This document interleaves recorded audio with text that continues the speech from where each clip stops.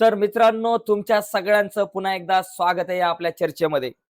बघा मित्रांनो, गणित भाग 1 चा पेपर आपला आहे आणि गणित भाग 1 मध्ये मित्रांनो, जास्तीत जास्त मार्क मिळवण्यासाठी ही एक महत्त्वाची प्रश्नपत्रिका तुमच्या समोर मी घेऊन आलोय.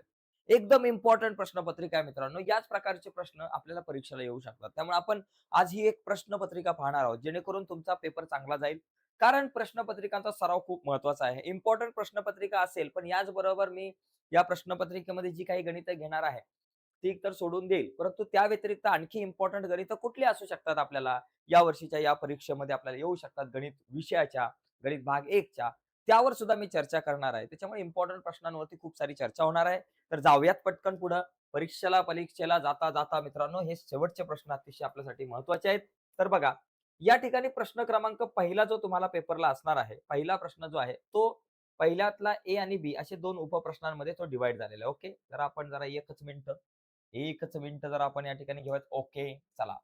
या ठिकाणी लक्षात घ्या प्रश्न क्रमांक पहिला. तुम्हाला मी सांगतो, आपल्याला प्रश्न क्रमांक पहिला जो आहे, त्या पहिल्यामध्ये ए आणि बी असे 2 उपप्रश्न असतात. ए मध्ये तुम्हाला एम-सी-क्यू असतात आणि बी मध्ये असतात 1-1 मार्काचे प्रश्न. 1-1 मार्काचे 4 प्रश्न.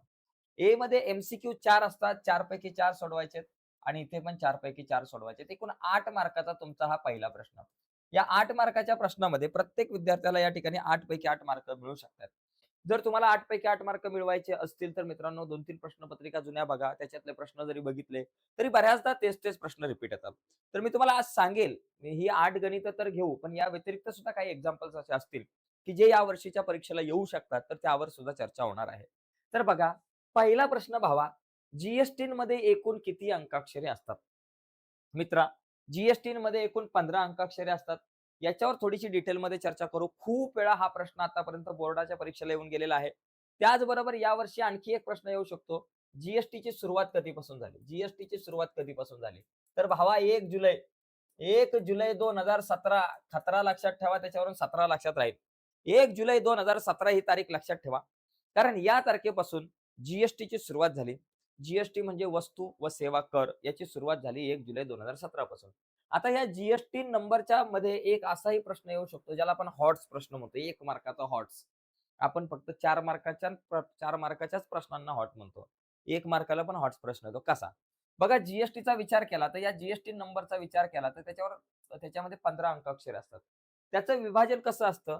एक असतो स्टेट कोड, राज्य क्रमांक, आणि त्याच्यानंतर समजा बी, पी, सी, 6, 9, 3, 3, आर असा एक पॅन नंबर असतो. पॅन कार्डचा नंबर असतो 10 अंकी. म्हणजे तुमचा जो जी नंबर असतो तो कसा तयार झालेला असतो? त्याच्यामधले जे 2 अंक आहेत पहिले, तो स्टेट कोड असतो. त्याला आपण राज्य कोड म्हणतो. राज्य कोड आपण या ठिकाणी म्हणू. राज्याचा क्रमांक, राज्य कोड म्हणू. आणि त्याच्यानंतर 10 आकडी जो आहे तो पॅन नंबर असतो. पॅन कार्ड असतो 10 आकडी, 10 अंकाक्षरी असतो. आणि बाकी 3 नंबर जे आहेत ते बाय डिफॉल्ट असतात. 1, 2, झेड, एक्स काहीतरी असतील, ते 3 नंबर जे आहेत ते बाय डिफॉल्ट. म्हणजे अशा प्रकारे तुमचा जो जी नंबर जो 15 अंकाक्षरी बनतो, तो कसा बनतो? 27 म्हणजे 2 अंकाक्षरी, 2 अंक जे असतात ते तुमच्या राज्य कोडचे असतात. त्याच्यानंतर पॅन कार्डचे 10 नंबर आणि 3 नंबर बाय डिफॉल्ट. आता इथे तुम्हाला परीक्षेला एक असा प्रश्न विचारला जाईल, की जो तुमच्या पुस्तकामध्ये लिहून दिलेला नाहीये. पुस्तकाच्या कुठल्या प्रश्नसंचामध्ये नाहीये किंवा संकीर्ण प्रश्नसंग्रहामध्ये नाहीये. पण परीक्षेला येऊ शकतो. तो कुठला? पॅन कार्डमध्ये किती अंकाक्षरे असतात? असा प्रश्न येईल. पुस्तकात नाही पण येईल. 10 अंकाक्षरे असतात. स्टेट कोड किती? जी नंबरमध्ये जो स्टेट कोड असतो, तो किती आकडी असतो? तर तो 2 आकडी असतो. महाराष्ट्राचा स्टेट कोड किती? हा पण प्रश्न जर आला तर महाराष्ट्राचा स्टेट कोड किती? 27 आहे, लक्षात घ्या. 27 आकडा लक्षात घ्या. महाराष्ट्राचा स्टेट कोड 27 आहे. पुस्तकात असा प्रश्न नाही, पण येऊ शकतो. महाराष्ट्राचा स्टेट कोड काय? 27. जी-एस-टीमध्ये कुठला आकडा या ठिकाणी जी-एस-टीमध्ये जो काही स्टेट कोड असतो, राज्य क्रमांक असतो, तो किती आकडे असतो? तर 2. पॅन कार्ड नंबर 10 आणि बाय डिफॉल्ट नंबर किती आकडे असतात? तर 3. तर अशा प्रकारे डिटेलमध्ये आपण विश्लेषण केलं आणि आता आपण पुढच्या प्रश्नाकडे जाऊयात. तर हा जो प्रश्न होता तो अर्थनियोजन या प्रकरणातला प्रश्न होता. पुढचा जो प्रश्न आहे मित्रांनो, बघा इथे, खालीलपैकी कोणते समीकरण वर्ग समीकरण आहे? आता या पद्धतीने प्रश्न विचारला जाऊ शकतो. बघा, हे वर्ग समीकरण आहे. x ने x ला गुणा, x चा वर्ग, अधिक x ने 5 ला गुणा, 5x बरोबर 4. हे वर्ग समीकरण आहे. हे तर वर्ग समीकरण नाही. तुम्ही म्हणाल, सर इथं वर्ग दिसतोय, हे वर्ग समीकरण असेल. नाहीये हे वर्ग समीकरण. कारण इथं हा खाली x आलाय. हा x घालवण्यासाठी संपूर्ण समीकरणाला जर मी x ने गुणलं, तर मला इथं एक्सचा घन मिळेल आणि ते एक्सचा घन आला की हे वर्ग समीकरण नसणार आहे. त्याच्यामध्ये इथं ऑप्शन बी करेक्ट आहे. हा प्रश्न तुम्हाला विचारला जातो, खूप वेळा विचारला गेलेला आहे, की खालीलपैकी कोणते वर्ग समीकरण आहे? तर भावा लक्षात घ्यायचं, ज्याची कोटी 2 ते वर्ग समीकरण आहे.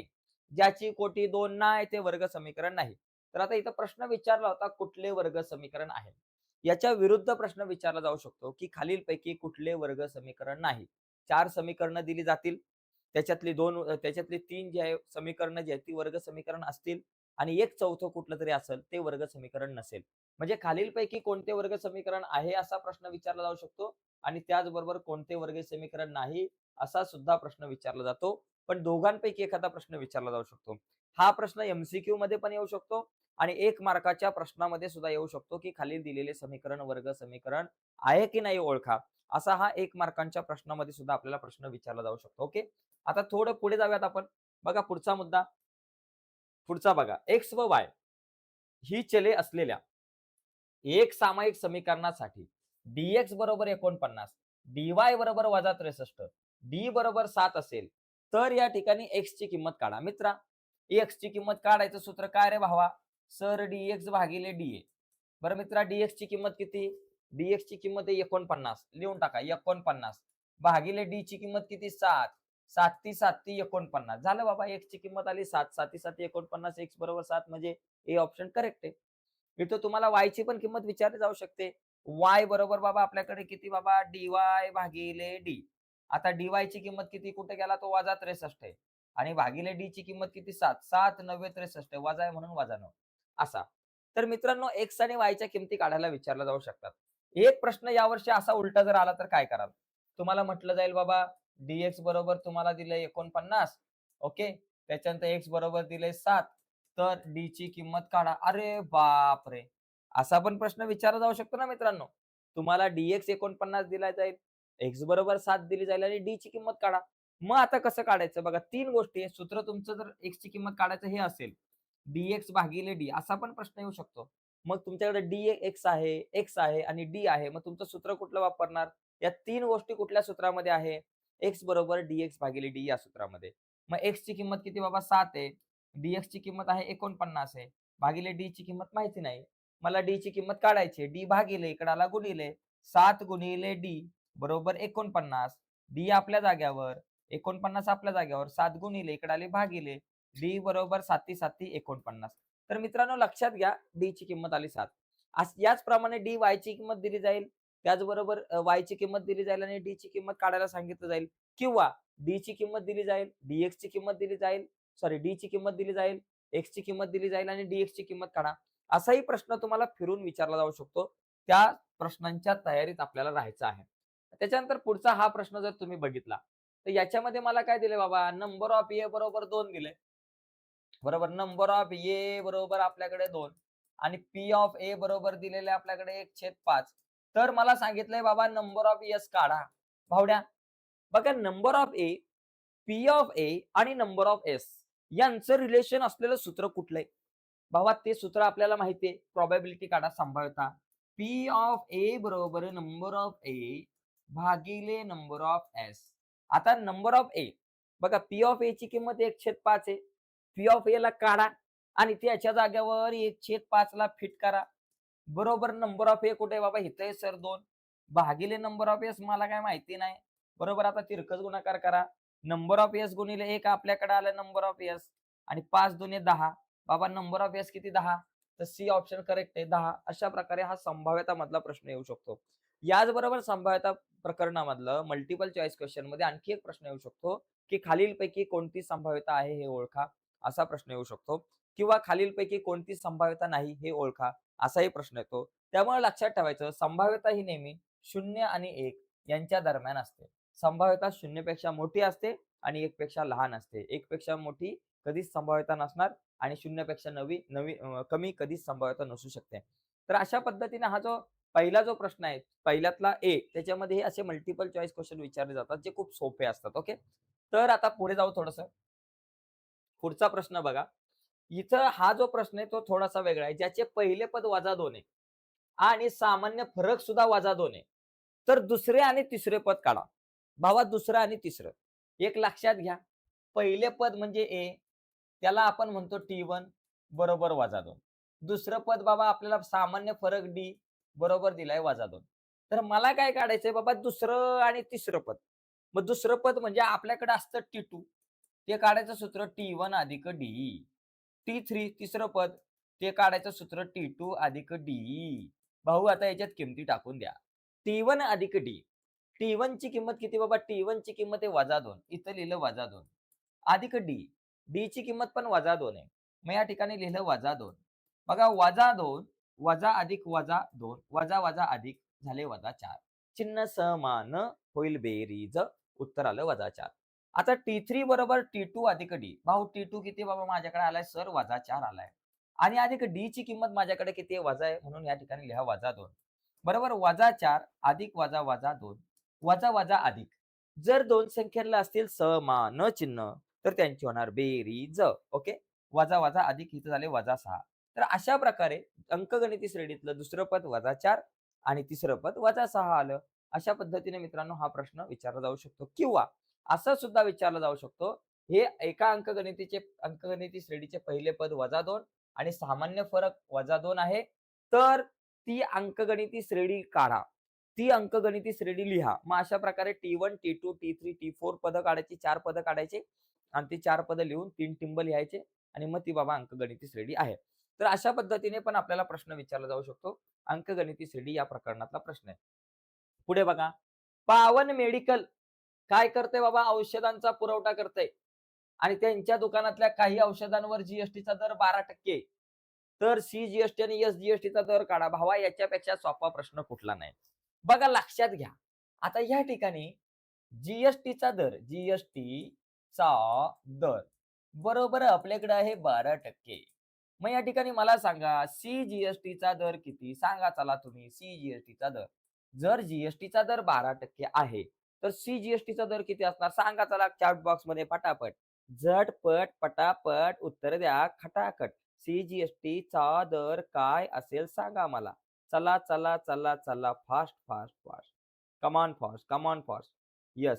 सीजीएसटीचा दर असणारे बरीच मुलं या ठिकाणी उत्तर देतात 6. बरोबर आहे. आपका जवाब सही है. सीजीएसटीचा दर 6% भावड्या आणि एसजीएसटीचा दर सुद्धा असणार आहे 6%. दोघांचा सुद्धा दर 6% असणार आहे. मित्रांनो इतका सोपा हा प्रश्न असतो. तर या प्रश्नात तुम्हाला चांगले मार्क मिळाले पाहिजे. कधी-कधी थोडासा उलटा प्रश्न विचारला जाऊ शकतो. सीजीएसटीचा दर असा जर प्रश्न विचारला, जर एखाद्या वस्तूवर सीजीएसटीचा दर 9% आहे. उदाहरणार्थ सांगितलं 9% आहे. तर जीएसटीचा दर किती असेल? 9 आणि 9 18% आणि एसजीएसटीचा दर किती असेल? 9%. म्हणजे असाही प्रश्न विचारला जाऊ शकतो. सीजीएसटीचा दर दिला जाईल आणि जीएसटी आणि एसजीएसटीचा दर काढा असा प्रश्न विचारला जाऊ शकतो. पण आपण लक्षात ठेवायचं आहे जीएसटी म्हणजे गुड्स अँड सर्व्हिस टॅक्स. याचे 2 भाग पडतात. एक आहे एसजीएसटी आणि दुसरा सीजीएसटी. जर एखाद्या वस्तूवरती कर तुम्ही घेत असाल, जीएसटी कर घेत असाल, तर त्याच्यामध्ये अर्धा भाग जो आहे तो सीजीएसटी म्हणजे state goods and service tax म्हणजे राज्याकडे जातो आणि अर्धा भाग जो आहे तो central goods and service tax म्हणजे तो सेंट्रलकडे म्हणजे केंद्राकडे जातो. ओके. हा जो आहे अर्धा असतो, हा अर्धा. म्हणजे जर समजा एखाद्या वस्तूवरती जीएसटी जर का 12% असेल, तर सीजीएसटी 6% आणि एसजीएसटी सुद्धा आपल्याकडे 6% असणार. या सगळ्या गोष्टी तुम्हाला माहिती आहे कारण तुम्ही सगळेजण लई हुशार आहात. पुढचा प्रश्न बघू. भाऊ पुढचा प्रश्न बघा. हे बघा या पद्धतीनं हा जो प्रश्न आहे बघा 2x वर्ग वजा 5x अधिक 7 बरोबर 0 या वर्ग समीकरणासाठी एबीसीच्या किमती काढा. बघा 2x वर्ग वजा 5x अधिक 7 बरोबर 0 इथं मला काय करायचं आहे? एबीसीच्या किमती काढायच्यात. मग एबीसीच्या किमती म्हणजे काय? त्याच्यासाठी आपल्याला काय करावं लागेल? इथं लिहायचं वरील समीकरणाची तुलना ax वर्ग अधिक bx अधिक c बरोबर 0 बरोबर करू. बघा ax वर्ग अधिक bx अधिक c बरोबर 0 शी करू. ओके. याच्या सोबत जर मी तुलना केली तर मला a बरोबर काय मिळेल? जो x वर्गच्या शेजारी असतो तो a. x वर्गच्या शेजारी आहे 2. मला b काय मिळेल? x च्या शेजारी असतो तो b. x च्या शेजारी आहे -5. मला c काय मिळेल? c काय मिळेल? जो एकटा आहे 7 तो झाला c. अशा प्रकारे एबीसीच्या किमती मी काढू शकतो. a बरोबर x वर्गच्या शेजारी आहे 2, b बरोबर x च्या शेजारी आहे -5 आणि c बरोबर 7. मित्रांनो एकदम सोपा आहे. इथं कधी-कधी प्रश्न असा विचारला जाईल, की बाबा हे वर्ग समीकरण आहे का? आहे. असाही प्रश्न विचारला जाऊ शकतो. वर्ग समीकरण सामान्य रूपात लिहा असाही प्रश्न विचारला जाऊ शकतो. हे ऑलरेडी वर्ग समीकरण सामान्य रूपात आहे. इथं कधी-कधी विवेचकाची किंमत काढा म्हणजे डेल्टाची किंमत काढा म्हणजे बी वर्ग वजा 4ac ची किंमत काढा. हाही प्रश्न तुम्हाला विचारला जाऊ शकतो. तर अशा प्रकारे वेगवेगळे प्रश्न एक वर्ग समीकरण दिलं, तर त्या आधारावर आपल्याला विचारले जाऊ शकतात. त्यामुळे सगळ्या प्रश्नांच्या तयारीत आपल्याला राहायचं आहे. एबीसीच्या किमती काढल्या. आता भावड्या हा प्रश्न तू लक्षात घे. या प्रश्नामध्ये कसं आहे, हात भारी, लाज भारी हा प्रश्न सगळ्यात भारी 15x अधिक 17y बरोबर 21 आणि त्याच्यानंतर दुसरं समीकरण आपल्याला दिलेलं आहे 17x अधिक 15y बरोबर 11. याला म्हणायचं समीकरण नंबर 2. आता भाऊ ही जी 2 समीकरण आहे, याच्यामध्ये मला x अधिक y ची किंमत काढायला सांगितलंय. बघा, या समीकरणामध्ये जर तुम्ही बघितलं, तर x चा सहगुणक y ला गेलाय. सॉरी x चा सहगुणक 15y ला आलाय आणि y चा सहगुणक 17x ला आलाय. अशा प्रकारे सहगुणकांची जर का अदलाबदल झाली असेल आणि मला जर का x अधिक y ची किंमत काढायची असेल, तर डोळं झाकून सरळ 2 समीकरणांची बेरीज करायची. सरळ लिहायचं समीकरण 1 अधिक समीकरण 2 करू. दोघांची भावड्या सरळ बेरीज करून टाकायची. समीकरण 1 काय बाबा आपल्याकडे 15x अधिक 17y बरोबर 21 आणि अधिक 17x अधिक 15y बरोबर 11. दोघांची बेरीज करा. 17 अधिक 15 झाले 32, 32x. 15 अधिक 17 झाले 32, 32y. 21 अधिक 11 झाले 32 झालं. आता 32, 32, 32 सगळ्यांना 32 ने भाग लावून टाका. मग लिहायचं 32 एके 32 अधिक 32 एके 32 आणि 32 एके 32 x अधिक y बरोबर 1. तर मित्रांनो अशा प्रकारे आपण x अधिक y ची किंमत काढू शकतो. याचप्रमाणे मित्रांनो आपल्याला कधी-कधी x वजा y ची किंमत काढा असाही प्रश्न तुम्हाला विचारला जाऊ शकतो. किंवा कधी-कधी या समीकरणामध्ये x अधिक y ची किंमत काढा आणि x वजा y ची किंमत काढा. दोन्ही किमती काढायला विचारला जाऊ शकतो किंवा कधी-कधी हे समीकरण सोडवा म्हणून विचारलं जाऊ शकतो. आकडे बदलले जाऊ शकतात. जसं 99x अधिक 101y बरोबर 501 आणि त्याचबरोबर 101x अधिक 99y बरोबर 499. इथं जर x अधिक y ची किंमत काढायला सांगितली तसंच समीकरण आहे. x चा 99 y ला गेलाय, y चा 101 x ला आलाय. मग इथं सरळ दोघांची बेरीज करायची. या दोघांची बेरीज झाली 200x, या दोघांची बेरीज झाली 200y आणि या दोघांची झाली 1000. सगळ्यांना 200 ने भाग लावला. 200 एके 200 अधिक 200 एके 200 आणि 200 पंचे 1000. x अधिक y बरोबर 5. असं हे गणित मी सोडू शकतो मित्रांनो. एकदम साधा सोपा विषय. या प्रकारचं गणित आपल्याला येऊ शकतं बोर्डाच्या परीक्षेला. त्याच्यामुळे याची तयारी जरा चांगली ठेवायची आहे. ठीक आहे. तर अशा प्रकारे मित्रांनो प्रश्न क्रमांक पहिला जो आहे, त्या पहिल्या प्रश्न क्रमांकामधले दोन्ही प्रश्न आपण या ठिकाणी बघितलेले आहेत. ओके. तर या प्रकारचे प्रश्न आपल्याला विचारले जाऊ शकतात. याचबरोबर मित्रांनो याच्यामध्ये काय माहितीये का? पहिल्या प्रकरणातले आणखी काही प्रश्न या ठिकाणी मी तुम्हाला सांगतो. आणखी 1-2 मार्काला तुम्हाला कुठले-कुठले प्रश्न विचारले जाऊ शकतात, कुठल्या-कुठल्या प्रकारचे प्रश्न विचारले जाऊ शकतात ते पण मी तुम्हाला सांगतो. बघा कधी-कधी असाही एखादा प्रश्न तुम्हाला विचारला जाऊ शकतो. एखादं समीकरण दिलं जाईल 2x अधिक y बरोबर 5. या समीकरणामध्ये x बरोबर 1 आहे. तर या ठिकाणी y ची किंमत काढा. असाही प्रश्न तुम्हाला विचारला जाऊ शकतो. किंवा x वर्ग अधिक 4x वजा 5 बरोबर 0. या वर्ग समीकरणाचे एक मूळ x आहे. तर x बरोबर 1 हे मूळ आहे की नाही ते ठरवा. असाही प्रश्न विचारला जाऊ शकतो, की x बरोबर 1 हे या समीकरणाचे मूळ आहे की नाही ते ठरवा. असाही प्रश्न तुम्हाला 1 मार्काला विचारला जाऊ शकतो. त्यामुळे या प्रश्नाच्या तयारीमध्ये सुद्धा तुम्हाला राहायचं आहे. ठीक आहे. आता आपण थोडंसं पुढे जाऊ. पुढचे काही प्रश्न बघू. बघा इथं. आता हा प्रश्न पण खूप इम्पॉर्टंट आहे. अशा प्रकारे तुम्हाला तक्ता पूर्ण करा. आता प्रश्न क्रमांक दुसरा जो आहे, त्या दुसऱ्यातल्या ए मध्ये आणि बी मध्ये असे दोन्ही मिळून 12 मार्काचे प्रश्न असतात. दुसऱ्यातला ए 4 मार्काला आहे, ज्याच्यामध्ये 3 अशा प्रकारे ॲक्टिव्हिटी दिल्या जातील. 3 पैकी कुठल्याही 2 ॲक्टिव्हिटी सोडवायच्यात. प्रत्येक ॲक्टिव्हिटीला 2 मार्क आहे. बरोबर? आता या ठिकाणी आपण बघूयात बघा, माझ्याकडे समीकरण आहे 2x 6y 3. या समीकरणाचा आलेख काढण्यासाठी ही सारणी पूर्ण करायची आहे. माझ्याकडे सारणी काय बाबा 2x 6y 3. आता यामध्ये जर मी बघितलं, मला x बरोबर -5 असताना y ची किंमत किती येईल ते काढायचंय आणि y बरोबर 0 असताना x बरोबर किती ते काढायचंय. पहिली गोष्ट मी x बरोबर काय करतो -5 घेतो आणि ह्या x च्या जागेवर -5 लिहितो. 2 गुणिले x च्या जागेवर लिहा -5 वजा 6y आपल्या जागेवर बरोबर 3 आपल्या जागेवर बरोबर. 5 दुने 10 म्हणून -10 वजा 6y आपल्या जागेवर बरोबर 3 आपल्या जागेवर. आता -6y ला म्हणू भावा तू इथंच थांब. तिलाला म्हणायचं तू जाऊ नको लांब. वजा 10 आहेत, बरोबर चिन्हाच्या पलीकडे गेले, अधिक 10 झाले. वजा 6y बरोबर 10 आणि 3 13 झाले. y आपल्या जागेवर ठेवला. 13 आपल्या जागेवर वजा 6 गुणिले बरोबर चिन्हाच्या पलीकडे गेले, भागिले झाले वजा 6. ठीक आहे, वजा 6 भागिले झाले. ओके. आता या ठिकाणी आपण काय करूयात, इथं मला x बरोबर वजा 5 असताना y बरोबर माझ्याकडे येते वजा 13 भागिले 6. आता मी काय करतो, y बरोबर जर का माझ्याकडे 0 असेल तर x ची किंमत काढायची. मग y बरोबर माझ्याकडे जर का 0 असेल, तर x बरोबर किती हे आपण काढूयात. बरोबर? समीकरण काय? 2x वजा 6y बरोबर 3. यालाच उचलायचं बाबा. 2x वजा 6y बरोबर 3 यालाच उचललं.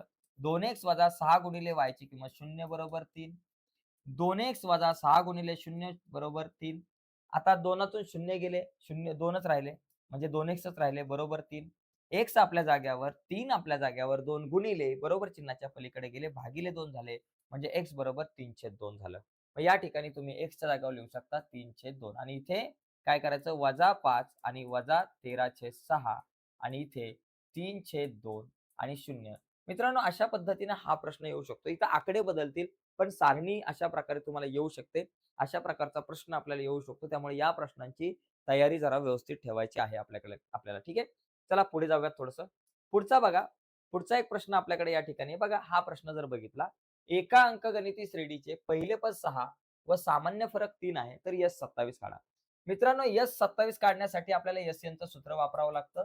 n/2 कंसात 2a अधिक n वजा 1 गुणिले d. मी तुम्हाला हे गणित इथं सोडून दाखवतो आणि मग आपण ह्या रिकाम्या जागा भरूयात. बरोबर? आधी सोडून घेऊ, मग रिकाम्या जागा भरू, म्हणजे चुकायला नको. मला काय करायचं, यश 27 काढायचंय. तर मी एस-एनच्या जागेवर भावा लिहिणार यश 27. यश 27 लिहायचं. घाबरायचं नाही, फक्त लिहायचं यश 27. या एनच्या जागेवर लिहा 27 भागिले 2 आणि कंसात 2 गुणिले a. भाऊ a ची किंमत किती? a म्हणजे पहिले पद. पहिले पद a 6 आहे आणि साधारण फरक d 3 आहे. मग इथे लिहायचं 2 गुणिले a च्या जागेवरती बाबा पहिलं पद आहे 6. अधिक n वजा 1. n ची किंमत 27 आहे. मग इथे लिहायचं 27 वजा 1. 27 वजा 1 गुणिले d. d ची किंमत 3 आहे. मग या ठिकाणी आपण लिहूयात 3.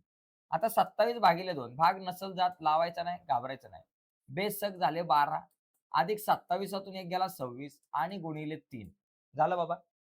आता बघा 27 भागिले 2 आपल्या जाग्यावर. 12ला म्हणायचं भावा तू इथंच थांब. 26 त्रिक किती झाले बाबा? 26 त्रिक झाले आपले 78. झालं बाबा.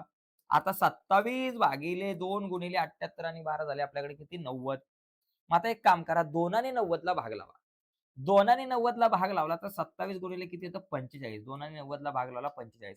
आता 27 आणि 45 यांचा गुणाकार करा. 45ला गुणायचंय 27 ने. पहिलं 7ने गुणा. 7 5 चे 5. हातच्याला आले 3. 7 चोक 28. 29 30 31. या ठिकाणी लिहिले 31. 1 0. बे पंचे 10चे 0. हातच्याला आला 1. बे दुने 4 बे चोक 8 आणि 1 झाला 9. अशा प्रकारे 5 1 9 आणि 3 झाला 12. 1215. 1215 माझ्याकडे उत्तर आलं. यस 27 बरोबर 1215.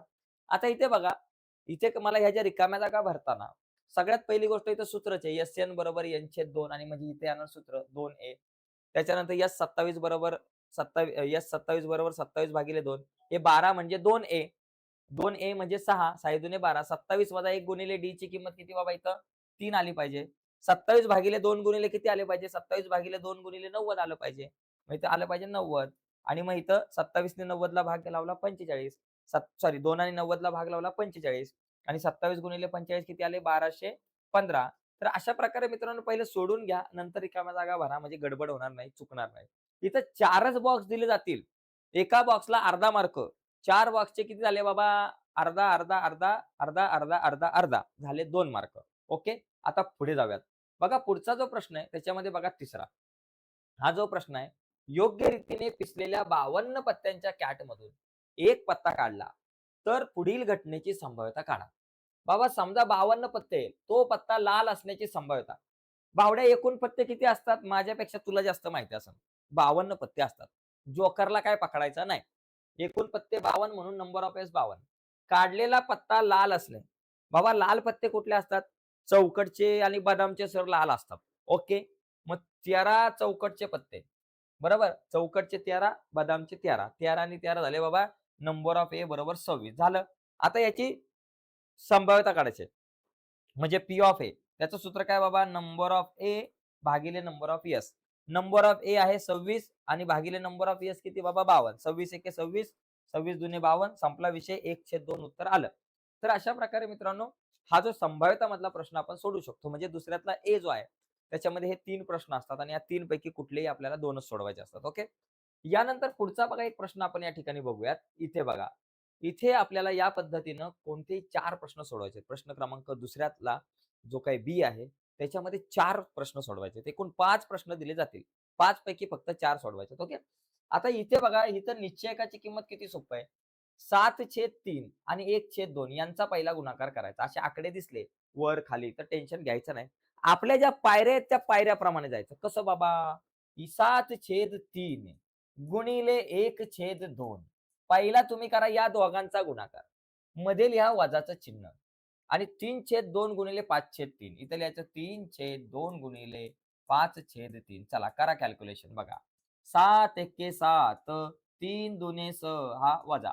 3 पाची 15, 3 दुने 6. आता बघा छेद 6 त्याला म्हणायचं बाबा तुला आम्ही एकदाच लिहितो. वरच्यांची थेट वजाबाकी 6 वजा 15. आता 7 वजा 15. 7तून 15 जात नाही. 15 मधून 7 गेले. किती राहिले बघा? 7/3 आणि 1/2 आणि वजा 3/2 आणि 5/3. 7 एके 7, 3 दुने 6, 3 पाची 15, 6. 7तून 15 जात नाही. 15 मधून 7 गेले. किती राहिले? 8. मोठ्या संख्येचं चिन्ह वजा 8 भागिले 6. 8 आणि 6 दोघे सुद्धा 2च्या पाड्यात येतात. म्हणून 22 चौक 8, 22 त्रिक 6, वजा 4/3 असं आपलं आलं उत्तर. तर हा प्रश्न थोडासा हार्ड होता. थोडीशी लेव्हल याची थोडीशी अप होती. पण प्रश्न महत्वाचा होता मित्रांनो. ओके. एकदम इम्पॉर्टंट प्रश्न आहे. आता आपण थोडंसं पुढच्या प्रश्नाकडे जाऊयात. ओके. बघा सगळे प्रश्न आपल्यासाठी अतिशय महत्वाचे आहेत. पुढचा प्रश्न बघूयात आपण. पुढचा जो प्रश्न क्रमांक पहिल्यातला बी मधला दुसऱ्यातला बी मधला दुसरा. वर्ग समीकरण अवयव पद्धतीने सोडवा. मित्र अवयव पद्धतीने सोडवायचंय. एक्स वर्ग वजा 15x अधिक 54 बरोबर 0. हे माझ्याकडे एक वर्ग समीकरण आहे. भावड्या याला अवयव पद्धतीने सोडवताना जास्त काही टेन्शन घ्यायचं नाही. सगळ्यात पहिली एक गोष्ट करायची. शेवटी जे 54 आहे त्याला म्हणायचं भावा तू जरा बाजूला ये. त्याला न्यायचं बाजूला 54ला आणि त्या 54चे पाडायचे अवयव. जेवढे पडता येईल तेवढे बिनधास्त अवयव पाडा. बघा 54 एके 54, 27 दुने 54 बरोबर का? त्याचबरोबर 18 त्रिक 54, 9 सक 54 अजून येत असतील तर अजून पाडा. 54चे भावा मी एवढे अवयव पाडले. 54 एके 54, 27 दुने 54, 18 त्रिक 54, 9 सक 54. ओके झालं. आता याच्यातून एक जोडी बाबा फायनल करायची. कुठली जोडी घ्यायची? काही मुलं म्हणतील, "सर इथं 15 दिसतात बरं का, 15 दिसतात." मग 18 तून 3 गेले ना 15 येतात. काही जण म्हणतील, "नाही, नाही, नाही, नाही, नाही, नाही, नाही, नाही सर. 9 अधिक 6 केल्यावर पण 15 येतात." आता तर गडबड आहे. 18 तून 3 गेल्यावर 15, 9 अधिक 6 15. जोडी कुठली उचलायची? कुणाला उचलायचं? आता हा मोठा प्रश्न पडला. टेन्शन घ्यायचं नाही मित्रांनो. एक लक्षात घ्यायचं. 54च्या अगोदर चिन्ह काय? अधिकचं आहे. म्हणजे बेरीज 15 पाहिजे. कोणाची बेरीज 15 येते? 9 आणि 6 ची. 9x आणि 6x यांची बेरीज 15 येते.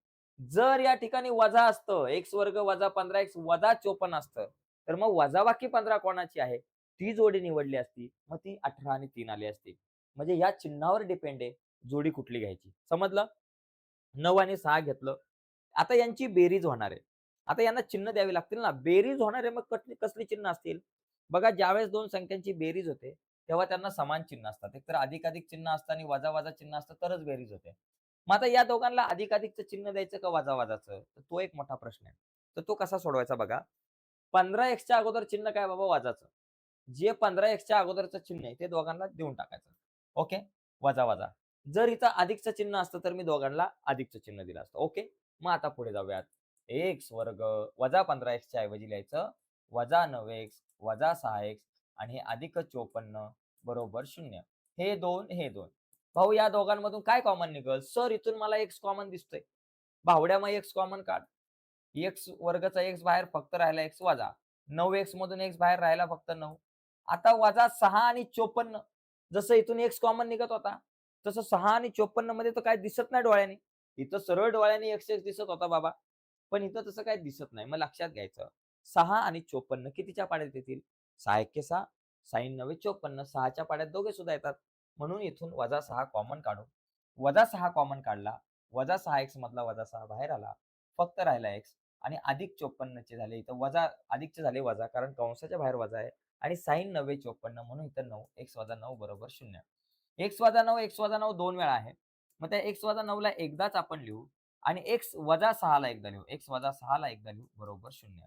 आता माझ्याकडे 2 उत्तरं येतील. x 9 बरोबर 0 किंवा x 6 बरोबर 0.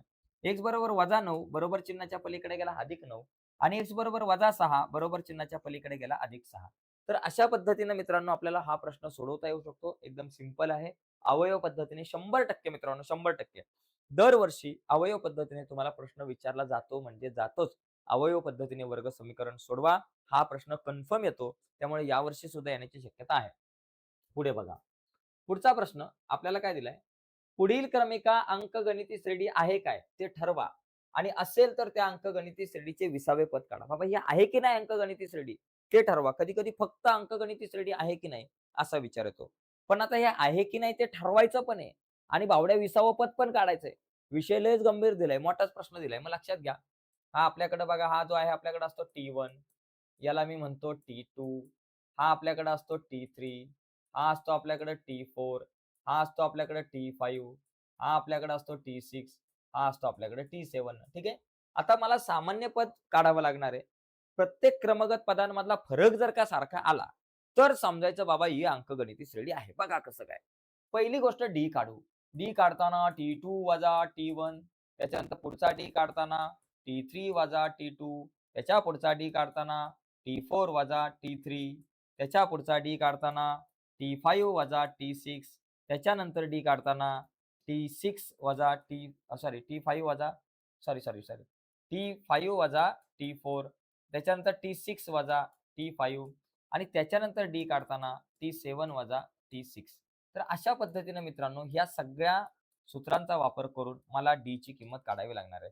सगळीकडे जर डी ची किंमत समान असेल तर ही अंकगणिती श्रेणी असेल नाहीतर नाही. बघा डी बरोबर T2 वजा T1 T3 वजा T2 T4 वजा T3 T5 वजा T4 T6 वजा T5 आणि T7 वजा T6. आता या ठिकाणी T2 वजा T1 भाऊ T2 किती -5 आहे आणि वजा T1 किती -12 आहे. -5 वजा -12 बघा -5 वजा वजा अधिक 12 बरोबर 12 तून 5 गेले 7 झालं. आता डी बरोबर T3 वजा T2 भाऊ T3 काय आहे सर 2 आहे आणि T2 किती -5 आहे. 2 वजा वजा 5 बघा 2 वजा वजा अधिक 5 2 आणि 5 झालं 7 इथे पण साधारण फरक 7 आला. T4 वजा T4 किती 9 वजा T3 2 9तून 2 गेले 7 T5 वजा T4 16 T4 9 मग इथे लिहायचं 16 वजा 9 बरोबर 7 T6 वजा T5 T6 23 T5 16 23 वजा 16 बरोबर 7 T7 वजा T6 T7 30 आहे T6 23 आहे 30 वजा 23 बरोबर 7. बघा मित्रांनो इथे सगळीकडे साधारण फरक समान आहे म्हणून ही अंकगणिती श्रेणी आहे. मग इथे लिहायचं येथे साधारण फरक स्थिर आहे म्हणून दिलेली क्रमिका अंकगणिती श्रेणी आहे. आता ही अंकगणिती श्रेणी असल तर भावड्या तुला 20वं पद काढायचं होतं. 20वं पद म्हणजे T20 मग ते काढताना आपण काय करणार बाबा ए बरोबर माझ्याकडे किती आहे ए म्हणजे पहिलं पद आहे -12 आणि डी बरोबर आपल्याकडे आहे 7 ए बरोबर -12 डी बरोबर 7 आहे. आता मला 20वे पद काढायचंय म्हणजे काय काढायचं बाबा T20 काढायचंय मला काढायचं T20 मग T20 काढण्यासाठी कुठलं सूत्र वापरणार मी टन टन टन टन टन टारा TN चा फॉर्म्युला वापरा. मग TN चं सूत्र TN बरोबर ए अधिक N वजा 1 गुणिले डी ओंबट स्वाहा. आता ह्याच्यामध्ये किमती टाका. बघा या ठिकाणी TN च्या जागेवर लिहायचं T20 ए ची किंमत आहे -12 अधिक N वजा 1 N ची किंमत 20 आहे इथे लिहायचं 20 वजा 1 आपल्या जागेवर आणि डी ची किंमत किती आहे 7 वजा 20 ला म्हणायचं भावा तू इथंच थांब 20तून 1 गेले किती राहिले 19 गुणिले 7 वजा 12 आपल्या जाग्यावर अधिक 19 7 किती बाबा 9 7 63 चे 3 हातच्या आले 6 त्याच्यानंतर 7 1 7 आणि 6 झाले 13 133 बरोबर वजा अधिक वजा बाकी बघा लक्षात घ्या 9 7 63 चे 3 हातच्या आले 6 7 1 7 आणि 6 झाले 13. आता इथं वजा अधिक वजा बाकी 133 मधून 12 गेले बघा 1 3 3 वजा 12 3तून 2 गेला 1 3तून 1 गेले 2 आणि हे 1 121. किती आलं उत्तर बाबा? 121. तर अशा पद्धतीने मित्रांनो आपल्याला हा प्रश्न सोडवावा लागेल. 2 मार्काला जरा जास्तच मोठा प्रश्न विचारला गेलेला आहे. ओके. तर एवढा मोठा विचारला जाणार नाही यावर्षी, पण असा पण विचारला जाऊ शकतो. कारण एका वर्षी हा विचारला गेलाय. बरीच मुलं या ठिकाणी उत्तर देतात. चांगली गोष्ट आहे. चला पुढे जाऊयात. हं. पुढचा प्रश्न बघा. पुढच्या प्रश्नात काय आहे? इथे बघा, अंकांची पुनरावृत्ती न करता भाऊ बघा, अंकांची पुनरावृत्ती न करता 2, 3, 5, 7, 9 या अंकांपासून 2 अंकी संख्या तयार केली, तर ती विषम संख्या असेल या घटनेची संभाव्यता काढा. विषम संख्या असण्याची संभाव्यता. पहिली गोष्ट मला लिहावा लागणार नमुना अवकाश. मित्रांनो, अंकांची पुनरावृत्ती करायची नाही. 2 अंकी संख्या तयार करायची. 2 आणि 3 23 चालेल, पण 22 चालणार नाही, 33 चालणार नाही. कारण अंकांची पुनरावृत्ती करायची नाही. मग बघा 2ला घ्यायचं, 2च्या पुढे 3 घेतले, 2च्या पुढे 5 घेतले, 2च्या पुढे 7 घेतले, 2च्या पुढे 9 घेतले. आता 3 घ्या, 3च्या पुढे 2 घ्या, 3च्या पुढे 5 घ्या, 3च्या पुढे 7 घ्या, 3च्या पुढे 9 घ्या, 3च्या पुढे 3 घेऊ नका, कारण पुनरावृत्ती आपल्याला नकोय. आता पुढचा मुद्दा 5 घ्या, 5च्या पुढे 2 घ्या, 5च्या पुढे 3 घ्या, 5च्या पुढे 5 घेऊ नका, 5च्या पुढे 7 घ्या, 5च्या पुढे 9 घ्या. आता 7 7च्या पुढे 2, 3, 5 आणि 7च्या पुढे 9. 7 घ्यायचं नाही. आता 9. 9च्या पुढे 2 घ्या, 9च्या पुढे 3 घ्या, 9च्या पुढे 5 घ्या, 9च्या पुढे 7 घ्या, 9 घ्यायचे नाही. आणि नंबर ऑफ येस बरोबर माझ्याकडे किती आलं? 1, 2, 3, 4, 5, 6, 7, 8. 8 आणि 8 16. 16 आणि 4 20. नंबर ऑफ येस बरोबर माझ्याकडे आलेला आहे 20. आता मित्रांनो घटना. नमुना अवकाश लिहिताना सावकाश लिहायचा. आता घटना बघा काय आहे.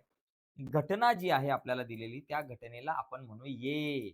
ये क्या बोलती तू? मैं अभ्यास करती है, तू क्या करता है? बघा लक्षात घ्या. आता मला काय घटना दिली, की बाबा ती संख्या विषम असणे, मिळणारी संख्या विषम असणे किंवा तयार झालेली संख्या कशी आहे? विषम आहे.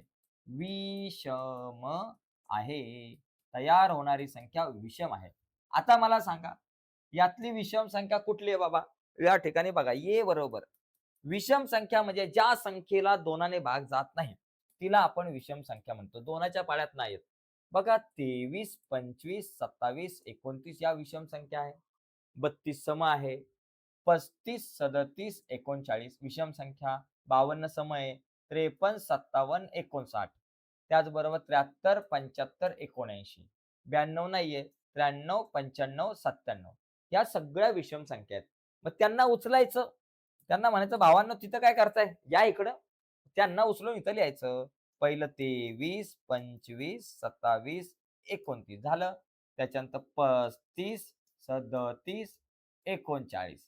त्याच्यानंतर 53, 57 आणि 59. त्याच्यानंतर काय?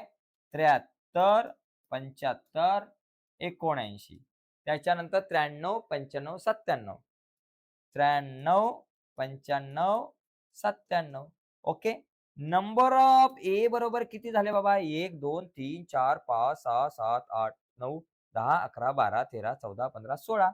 नंबर ऑफ ए बरोबर 16 आणि याची काढायची संभाव्यता. संभाव्यता म्हणजे पी ऑफ ए बरोबर नंबर ऑफ ए भागिले नंबर ऑफ एस. भावा नंबर ऑफ ए काय? नंबर ऑफ ए काय आहे बाबा? 16 आलंय. मग नंबर ऑफ एच्या जागेवर लिहा 16 आणि नंबर ऑफ एस किती आहे बाबा? 20 आहे. मग नंबर ऑफ एसच्या जागेवर लिहा 20. 16 आणि 20 कितीच्या पाड्यात येतात? 4च्या. 4 चौक 16, 4 पंचे 20, संभाव्यता आली 4/5. अशा पद्धतीने हा प्रश्न आपण सोडू शकतो. आता मी तुम्हाला सांगतो बघा, एक लक्षात घ्या.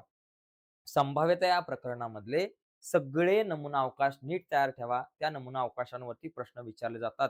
बघा, पहिली गोष्ट, 1 नाणे फेकले असता मिळणारा नमुना अवकाश, 2 नाणे फेकले असता मिळणारा नमुना अवकाश, 3 नाणे फेकल्यावर मिळणारा नमुना अवकाश, 1 फासा फेकल्यावर मिळणारा नमुना अवकाश, 2 फासे फेकल्यावर मिळणारा नमुना अवकाश, 1 फासा आणि 1 नाणं फेकल्यावर मिळणारा नमुना अवकाश. म्हणजे एका बॉक्समध्ये 1 ते 15 पर्यंत कार्डे लिहिलेली आहेत. तर त्या कार्डापैकी एक कार्ड यादृच्छिक पद्धतीने काढल्यानंतर मिळणारा नमुना अवकाश किंवा एका बॉक्समध्ये 1 ते 100 संख्या लिहिलेली कार्ड आहेत. अशा प्रकारचा प्रश्न येऊ शकतो तुम्हाला. तर हे प्रश्न जे आहेत या ज्या सगळ्या काही तुम्हाला नमुना अवकाश आहेत, त्या तुम्ही पाठ करून ठेवले पाहिजे. त्याचा उपयोग आपल्याला होईल. पुढचा 5वा शेवटचा प्रश्न बघा यातला. तो काय आहे? बघा सूत्राचा उपयोग करून बहुलक काढा. इथं L बरोबर 10, F बरोबर 70, F0 बरोबर 58, F2 बरोबर 42 तर H बरोबर 2 आहे. तर मला बहुलक काढायचा आहे मित्रांनो, बहुलक. बहुलक काढायचं सूत्र काय बाबा माझ्याकडे L अधिक कंसामध्ये F1 वजा F0 भागिले 2F1 वजा F0 वजा F2 आणि गुणिले आपल्याकडे H हे सूत्र आहे. बहुलक काढा. असाच प्रश्न मध्यक काढा सुद्धा येऊ शकतो. मध्यकचं सूत्र दिलं जाईल आणि त्याच्यामध्ये तुम्हाला L ची किंमत दिली जाईल, N ची किंमत दिली जाईल, Fm ची किंमत तुम्हाला दिली जाईल. त्याचबरोबर F ची किंमत तुम्हाला दिली जाईल. अशा प्रकारे मित्रांनो लक्षात घ्या आणि H ची किंमत दिली जाईल आणि तुम्हाला सांगितलं जाईल मध्यक काढा, असं सुद्धा येऊ शकतं. ठीक आहे. आता इथे L बरोबर किती बाबा माझ्याकडे आहे 10 अधिक F1 वजा F0. F1 किती 70, F0 58. इथं लिहायचं 70 वजा 58 भागिले 2 गुणिले F1. F1 किती 70 आहे. वजा F0 वजा F2. F0 आहे 58 आणि वजा F2 किती 42 आणि गुणिले आपल्याकडे आहेत 2. आता हे 10 आपल्या जागेवर अधिक 70 मधून 58 गेले किती राहिले भावा? 70 मधून गेले 58 राहिले आपल्याकडे 12. 12 एक डझन राहिले बाबा 12 भागिले बरं का. 70 दुने 140 वजा इथं वजा अधिक 58 आणि 42 आपल्याकडे झाले 100 आणि गुणिले हे 2 बघा. आता 10 आपल्या जागेवर अधिक 12 दुने 24 आणि भागिले 140 मधून 100 गेले राहिले 40. ओके. आता 10 अधिक 40 ने 24 ला भाग लावा. भावा 40 ने भाग लावायचा 24 ला. बरं का. एक 0 घेतला, एक 0 पॉइंट घेतला. 4 सक 24 म्हणजे किती आलं? 0.6. किती आलं उत्तर? 0.6 म्हणजे तुमच्याकडे उत्तर किती येईल? 10.6. अशा प्रकारे हा बहुलक आपल्याला येऊ शकतो. मित्रांनो लक्षात घ्या कॅल्क्युलेशनचा पार्ट अतिशय महत्त्वाचा आहे. व्यवस्थित कॅल्क्युलेशन करा, चुकू नका. एकदम सोपा प्रश्न आहे. चला आता यानंतर थोडंसं पुढे जाऊयात मित्रांनो. आता हा प्रश्न तर आपला झाला. प्रश्न क्रमांक पहिला झाला आणि प्रश्न क्रमांक दुसरा झाला. दुसऱ्यामध्ये ए आणि बी होते. हे दोन्ही आपण प्रश्न बघितले. आता प्रश्न क्रमांक तिसरा जो आहे, या तिसऱ्या प्रश्नामध्ये जर बघितलं तर त्या तिसऱ्या प्रश्नामध्ये तुम्हाला ए जो आहे त्याच्यामध्ये 2 अशा प्रकारे तुम्हाला प्रश्न दिले जातील ॲक्टिव्हिटी बेस्ड कृतीवर आधारित आणि त्या 2 पैकी आपल्याला कुठलाही एक प्रश्न सोडवायचा जसं की इथं दिलंय वयोगट दिलेला आहे 20 ते 25, 25 ते 30, 30 ते 35, 35 ते 40. त्याचबरोबर आपल्याला या ठिकाणी 80, 60, 35, 25 ही व्यक्तींची संख्या आहे आणि केंद्रीय कोनाचं माप काढायचं आहे. तर बघा इथं केंद्रीय कोनाचं माप काढताना मी काय करतो, इथे हे 80 लिहितो. 80 भागिले हे 200 गुणिले 360 असं असतं. मग इथं काय आलं पाहिजे? इथं 80 आलं पाहिजे. भागिले 200 गुणिले 360. आता हे उत्तर किती येईल बाबा? बघा 80 भागिले 200 गुणिले 360 बघा काय येईल? हा 0 गेला, हा 0 गेला, हा 0 गेला, हा 0 गेला. 22 चौक 8 म्हणजे किती आलं? 4 आणि गुणिले हे 36. 36 चौक किती झाले बाबा? 144 म्हणजे इथं किती आलं बाबा? 144 उत्तर आलं माझं. असं मित्रांनो हा बॉक्स पूर्ण करायचा आहे. तसं 60 भागिले 200 गुणिले 360.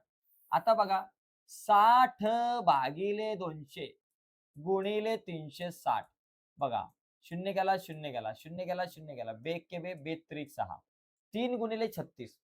36 त्रिक 108 येतात. मग बावड्या इथं उत्तर येईल 108. झालं. आता इथं बघा 35 भागिले 200 गुणिले इथं किती बाबा 360 आलं पाहिजे. इथं आपण 360 घेतो ना. उत्तर 63 येईल.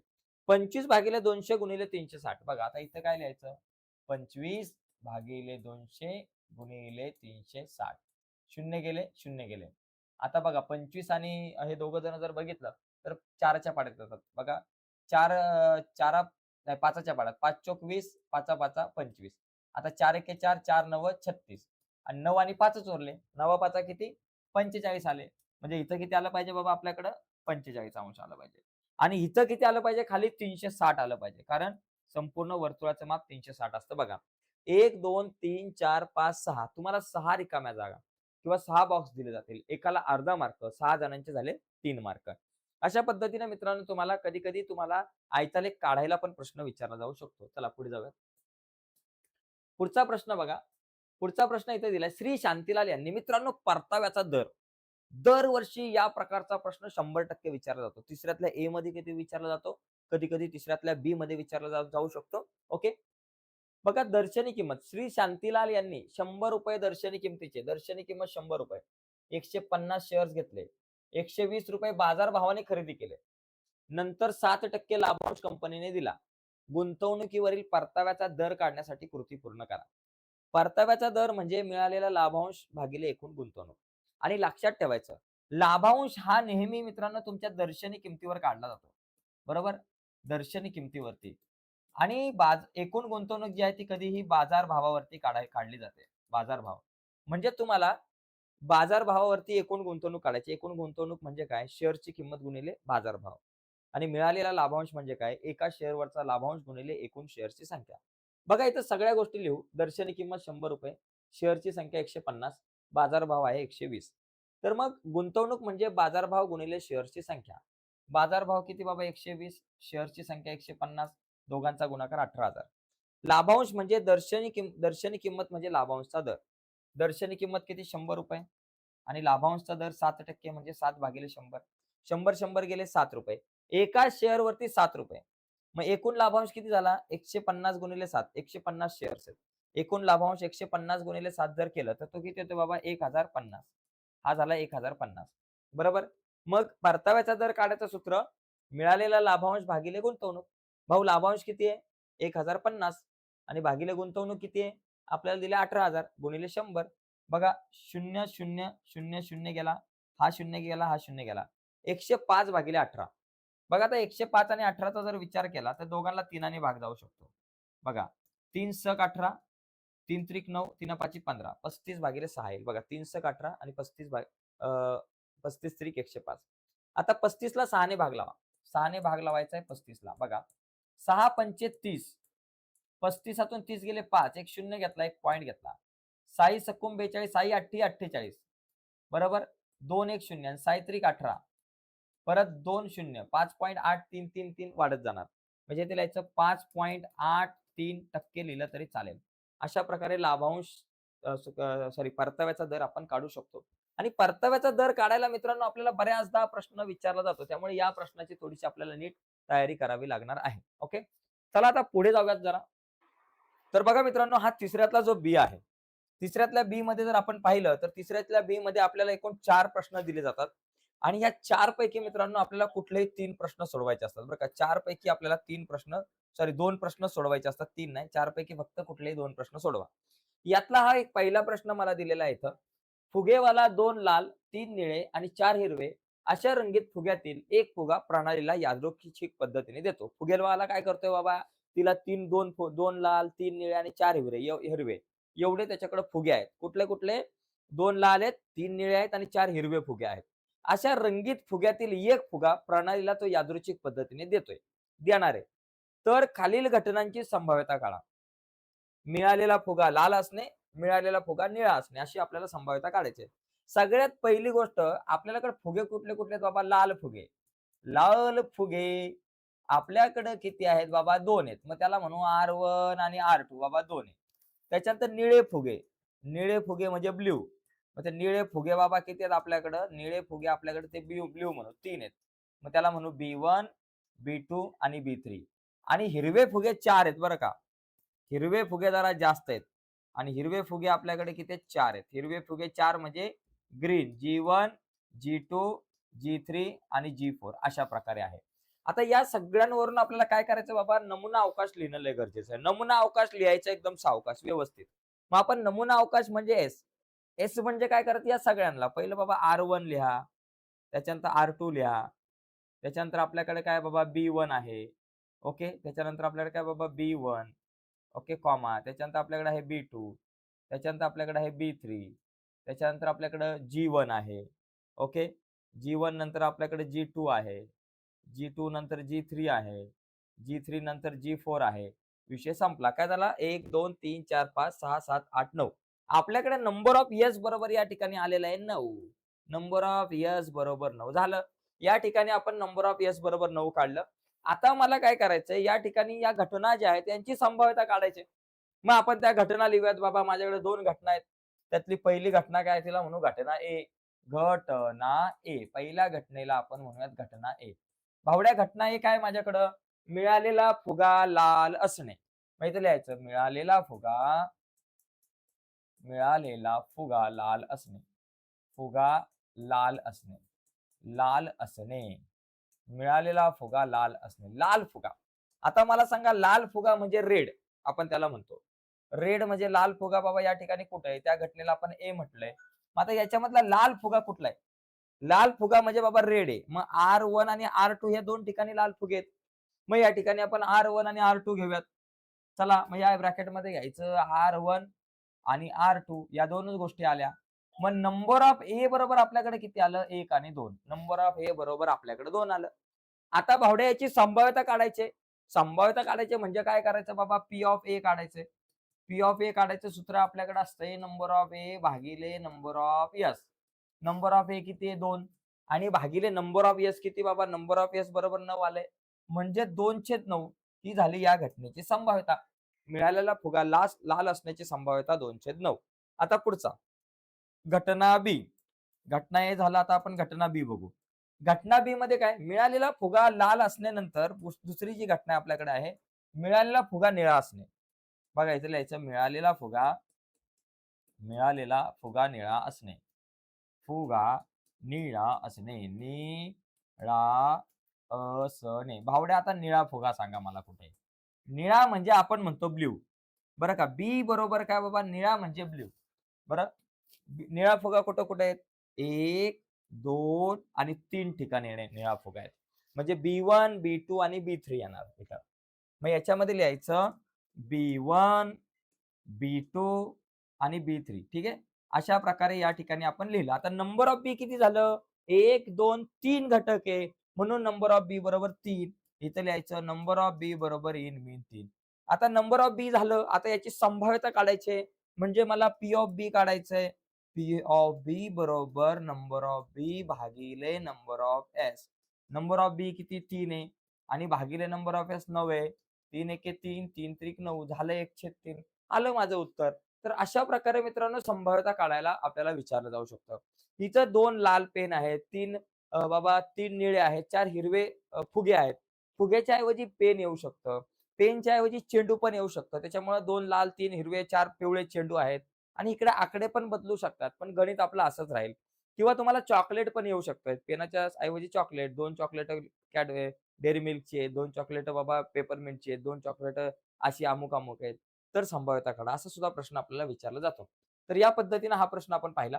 आता आपण पुढचा प्रश्न बघू याच्यामध्ये बघा, हा लक्षात घ्या. हा जो प्रश्न आहे, हा प्रश्न तुमचा बघा 2 चलातील रेषीय समीकरणे या प्रकरणातला आहे. आता हे एक शाब्दिक गणित आहे. याच्याकडे बघा, एका अपूर्णांकाचा छेद हा अंशाच्या दुप्पटीपेक्षा 4 ने मोठा आहे. जर अंश आणि छेद दोन्ही 6 ने कमी केले, तर छेद हा अंशाच्या 12 पट होतो. तर तो अपूर्णांक काढा. मित्रांनो लक्षात घ्या, आपण काय करू, एका अपूर्णांकाचा छेद अंशाच्या दुप्पटीपेक्षा 4 ने मोठा आहे. मग आपण काय करू, जो अंश आहे त्या अंशाला आपण काय करू, x मानू आणि मग छेद काय येईल बाबा, छेद जो आहे तो आपल्याला काय दिलाय, छेद जो आहे एका अपूर्णांकाचा छेद हा अंशाच्या दुप्पटीपेक्षा 4 ने मोठा आहे. किंवा मग तुम्ही असं करा, अंश बरोबर x म्हणा आणि छेद बरोबर y म्हणा. छेद बरोबर काय म्हणा, y म्हणा. अंशाला x म्हणा, छेदला y म्हणा. मग आता तो अपूर्णांक काय येईल आपल्याकडं, अपूर्णांक. अपूर्णांक तो जो अपूर्णांक आपल्याकडे येईल, तो अपूर्णांक काय असतो, अंश भागिले छेद. अंश x छेद y. ओके झालं. आता याच्यामध्ये गंमत बघा काय, समीकरण कसं तयार होईल बाबा ते बघा. पहिली अट, 2 अटी दिलेल्या आहेत. त्याच्यातल्या पहिल्या अटीनुसार बाबा, पहिली अट जी आहे, ती पहिली अट आपल्याला काय दिली, की एका अपूर्णांकाचा छेद, छेद म्हणजे काय बाबा y, बरोबर हा अंशाच्या दुप्पटीपेक्षा, अंश काय x आहे, त्याच्या दुप्पटीपेक्षा 4 ने मोठा आहे म्हणजे अधिक 4 आहे. बघा लक्षात घ्या, इथे एक समीकरण मिळालं, y बरोबर 2x अधिक 4 ही y ची किंमत मिळाली. इथं आता या समीकरणाला व्यवस्थित करून घेऊयात. हा 2x अधिक आहे, इकडे आले वजा 2x झाले. y आपल्या जाग्यावर आणि बरोबर 4 आपल्या जाग्यावर. आता सगळ्यांची चिन्ह बदलू. वजा 2x चं अधिक 2x, अधिक y चं वजा y, अधिक 4 चं वजा 4 याला म्हणायचं समीकरण नंबर 1. झालं. आता ही झाली पहिली एक अट. पहिल्या अटीनुसार आपण एक समीकरण तयार केलं. नीट लक्षात घ्या, आतापर्यंत मी काय केलं ते सांगतो. आपण अंश x म्हटलं छेद y.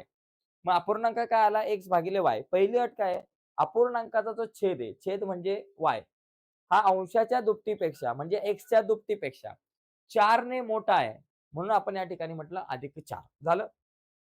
आता 2x अधिक इकडे आले वजा y आपल्या जागेवर आणि 4 आपल्या जागेवर. म्हणजे 2x आणि त्याच्यानंतर आपण काय केलं? सगळ्यांची चिन्ह बदलली. -2 चं +2 अधिक y चं -y अधिक 4 चं -4 झालं. तर अशा पद्धतीने एक समीकरण आपल्याकडे तयार झालं. ते समीकरण नंबर 1 आहे. आता दुसरी जी अट आहे, त्या दुसऱ्या अटीनुसार काय बाबा? दुसरी जी अट आहे, त्या दुसऱ्या अटीनुसार काय बाबा? की जर अंश आणि छेद दोन्ही 6 ने कमी केले. अंश आणि छेद 6 ने कमी केले. समजा आता माझ्याकडे अंश आहे. जो आपल्याकडे अंश काय बाबा? आधी आपल्याकडे अंश x आहे. त्याला 6 ने कमी केला.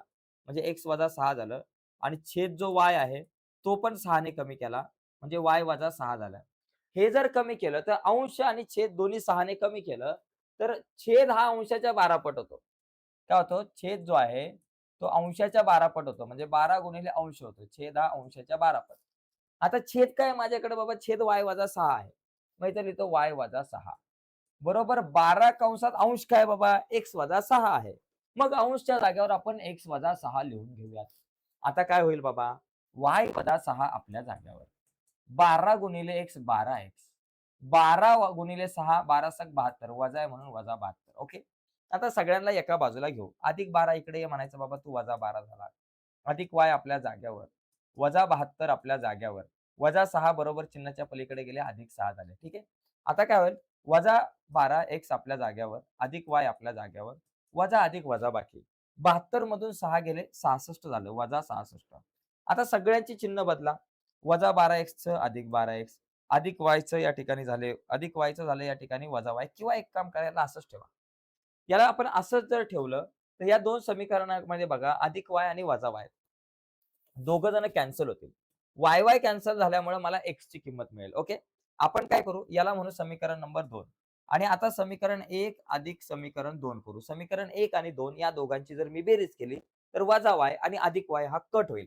मग या दोघांची सरळ बेरीज करून टाका. पहिलं समीकरण काय बाबा? 2x वजा y बरोबर वजा 4 आणि अधिक दुसरं काय आहे? वजा 2x अधिक y बरोबर वजा 66. चला बघा काय होईल? इथे आपल्याकडे वजा 12 आहे बरं का. वजा 12x अधिक 2y अधिक y बरोबर वजा 66.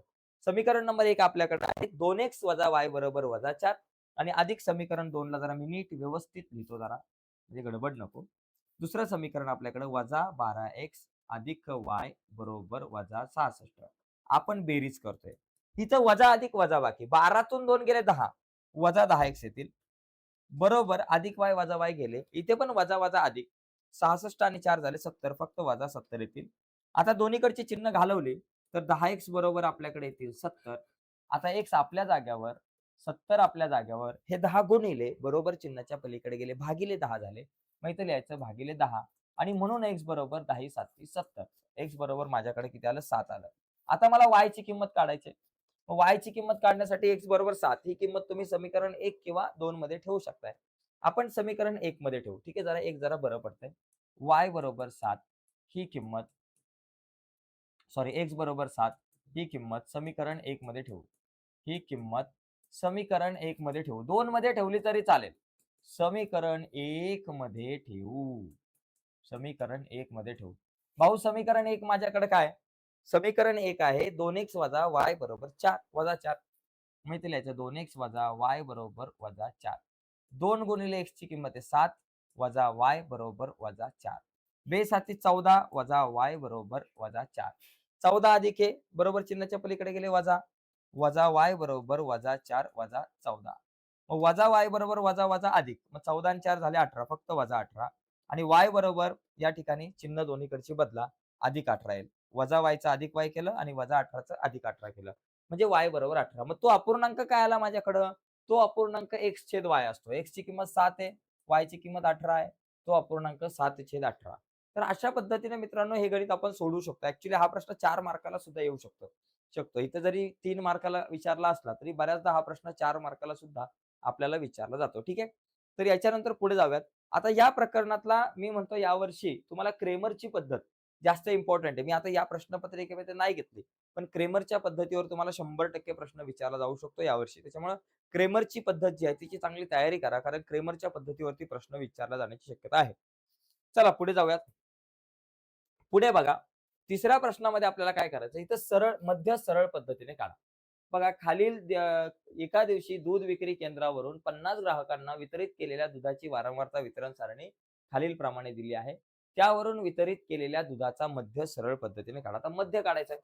ग्राहकांच्या संस्थेला आपण काय याला काय म्हणतो बाबा, एफ-आय म्हणतो. बरोबर? आता आपण काय करू, यासाठी मला 2 गोष्टी, 2 कॉलम मला तयार करणं गरजेचं आहे अशा प्रकारे. पहिली गोष्ट मला वर्ग मध्य काढावा लागेल. वर्ग मध्य काढावा लागणार आहे. तो वर्ग मध्य लिहायचा. आणि वर्ग मध्ये काढल्यानंतर इथं आपल्याला एफ-आय, एक्स-आय लिहायला लागतं. आता हा एक व्यवस्थित चार्ट आपण या ठिकाणी बनवून घेऊयात. आणि इथं खाली आपल्याला एक एकूणचा एक या ठिकाणी आपल्याला कॉलम पाहिजे. एकूण. बरोबर? एकूण. इथं आपण घेऊ एकूण. ओके. आता बघा इथं इथं जर तुम्ही बघितलं समेशन एफ-आय. समेशन एफ-आय किती बाबा? 13 आणि 17 30, 40 आणि हे 50. समेशन एफ-आय बरोबर 50. आता मला वर्ग मध्य काढायचंय. वर्ग मध्य म्हणजे त्याला आपण एक्स-आय म्हणतो. बरोबर? एक्स-आय म्हणतो वर्ग मध्य. वर्ग मध्य म्हणजे दोघांच्या मध्ये येणारी संख्या. 1 आणि 2 च्या मध्ये काय येतं? 1.5 येतं. या दोघांच्या मध्ये 1.5. 2 आणि 3 च्या मध्ये येणारी संख्या 2.5. त्याच्यानंतर 3 आणि 4 च्या मध्ये येणारी संख्या 3.5. 4 आणि 5 च्या मध्ये येणारी संख्या येते 4.5. 5 आणि 6 च्या मध्ये येणारी संख्या येते 5.5. झालं. आता याच्यानंतर मला इथं काय करायचंय? F-I, x-I. एफ-आय गुणिले एक्स-आय. बघा सरळ पद्धतीने जर मध्य काढायचा झाला, तर या ठिकाणी पहिली गोष्ट तुम्हाला हा पहिला कॉलम दिलेला आहे जसा तसा लिहायचा. म्हणजे तो तुमच्या वारंवारतेचा, सॉरी तुमच्या वर्गाचा. त्याच्यानंतर वारंवारता म्हणजे एफ-आयचा कॉलम जसाच्या तसा. फक्त एक वर्गमध्य हा कॉलम तुम्हाला वाढवावा लागतो. वर्गमध्य म्हणजे हा जो तुमचा वर्ग आहे, वर्ग जे दिलेले आहेत त्यांच्यामध्ये येणारी संख्या. 1 आणि 2 च्या मध्ये येते 1.5, 2 आणि 3 च्या मध्ये येते 2.5, 3 आणि 4 च्या मध्ये येते 3.5, 4 आणि 5 च्या मध्ये येते 4.5 आणि 5 आणि 6 च्या मध्ये येते 5.5 ते लिहिलं. त्याच्यानंतर एफ-आय गुणिले एक्स-आय म्हणजे हे 17 आणि 1.5 यांचा गुणाकार, 13 गुणिले 2.5, 10 गुणिले 3.5 हा गुणाकार करायचा आहे. आता 17 गुणिले 1.5 म्हणजे 17 गुणिले 15 करा. 5 7 35, हातच्या आले 3, 5 एके 5, 5 एके 5 आणि 6 7 8. एक शून्य घेतला, 7 आणि 1 आलं 5, 7 आणि हे झाले 15चे 5, हातच्याला आलं 1. किती झालं बाबा? 255. एक घर सोडून पॉईंट म्हणजे 25.5. इथं तुम्ही लिहा 25.5. ओके. त्याच्यानंतर 13 गुणिले 2.5 म्हणजे 25 गुणिले 13 करा. 25 त्रिक 75 चे 5, हातच्याला आले 7. 25 एके 25 आणि 7 झाले आपल्याकडे 32. म्हणजे इथं 32.5 आलं. इथं लिहा 32.5. त्याच्यानंतर 10 गुणिले 3.5 आपल्याकडे येतील 35. 35.0.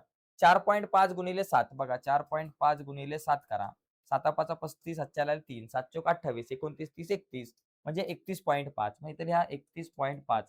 5.5 गुणिले 3 करा. 5.5 गुणिले 3 करा. 3 5 15, हातच्याला आला 1. 3 5 15 आणि 1 16, 16.5. मग इथे लिहायचं 16.5. आता या सगळ्यांची बेरीज मला या ठिकाणी इथे करायची. या सगळ्यांची बेरीज करायची. समेशन त्याला आपण काय म्हणतो? याला म्हणतो समेशन एफ-आय गुणिले एक्स-आय.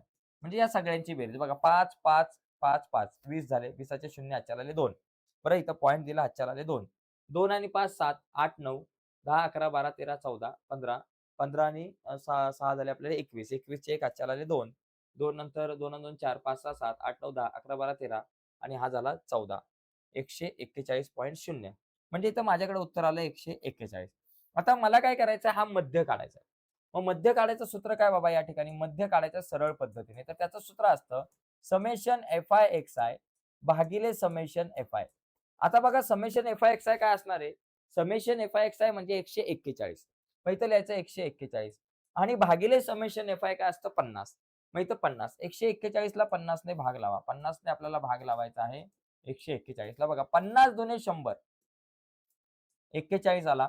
एक पॉइंट घेतला, एक शून्य घेतला. 50 8 400. बरोबर. 1 आणि 0 1 शून्य घेतला आणि 50 दुने आपल्याकडे आलं 100 म्हणजे 2.82. मग मी इथं लिहिणार बाबा 2.82 या ठिकाणी काय? लिटर. 2.82 लिटर हा झाला तुमचा सरळ पद्धतीने मध्य. तर सरळ पद्धतीने मध्य तुम्हाला येऊ शकतो. बघा मित्रांनो, मध्य काढण्याच्या पद्धती 3 आहेत. सरळ पद्धत, गृहीत मध्य पद्धत आणि प्रमाण विचलन पद्धत. या तिघांपैकी एखादी पद्धत विचारली जाऊ शकते. त्याचबरोबर बहुलक आणि मध्यक काढा असे सुद्धा प्रश्न आपल्याला विचारले जातात. एवढं लक्षात घ्या. पुढे जाऊयात आता. बघा पुढचा प्रश्न जर आपण या ठिकाणी बघितला, एका अंकगणिती श्रेणीतील 3 क्रमागत पदांची बेरीज 27 व गुणाकार 504 आहे, तर ती पदे काढा. आता हा थोडासा वेगळा प्रश्न आहे. म्हणजे ही एक अंकगणिती श्रेणी माझ्याकडे असेल, तर या अंकगणिती श्रेणीच्या 3 क्रमागत पदांची बेरीज 27 आणि गुणाकार 504 आहे. आता समजा ती 3 पदं ए वजा डी, ए आणि ए अधिक डी असेल. बरोबर? समजा ही 3 पदं आहेत. तर आता पहिली गोष्ट काय दिली आपल्याला? या पदांचा गुणाकार. पहिली अट आपण त्याला म्हणू. पहिली अट. पहिली अट मला काय दिली बाबा? या 3 पदांचा गुणाकार, या तिघांचा सुद्धा गुणाकार. काय आहे बाबा तिघांचा गुणाकार? ए वजा डी, त्याच्यानंतर ए आणि ए अधिक डी. हा जो गुणाकार आहे तो आपल्याकडे दिलाय 504. ठीक आहे. आता एक काम करा, ए वजा डी आणि या ठिकाणी ए अधिक डी. सॉरी, पहिली गोष्ट गुणाकार 504 च्या अगोदर आपण पहिल्या अटीनुसार बेरीज 27 करू आणि नंतर गुणाकार 504 करू. चला पहिली बेरीज घ्या. ए वजा डी अधिक ए अधिक ए अधिक डी बरोबर मला दिले 27, बेरीज 27. आता याच्यातून काय कट होईल बाबा? वजा डी अधिक डी कट झाला, कट ऑफ झाला. आता राहिलं काय? ये एकूण 3 वेळा ए आहे. म्हणून या ठिकाणी 3 ए आपल्याकडे राहिले. बरोबर आणि बरोबर पलीकडे आलं 27. आता ए ला इथंच ठेवू. 27 आपल्या जागेवर. ते 3 गुणिले पलीकडे आले भागिले 3. म्हणून ए बरोबर 3 9 27. ए बरोबर माझ्याकडे आलं 9. आता भावा याची किंमत मिळाली. आता डी ची किंमत काढावी लागेल. त्यासाठी दुसऱ्या अटीचा वापर करावा लागेल. दुसरी अट काय बाबा? हा जो गुणाकार आहे. दुसरी अट. दुसरी अट या ठिकाणी आपण लिहू, की हा जो गुणाकार आहे या 3 पदांचा, काय दिले बाबा? यांचा गुणाकार 504 आहे. मग तिघांचा गुणाकार करून टाका. बघा ए वजा डी गुणिले ए आणि गुणिले ए अधिक डी बरोबर 504.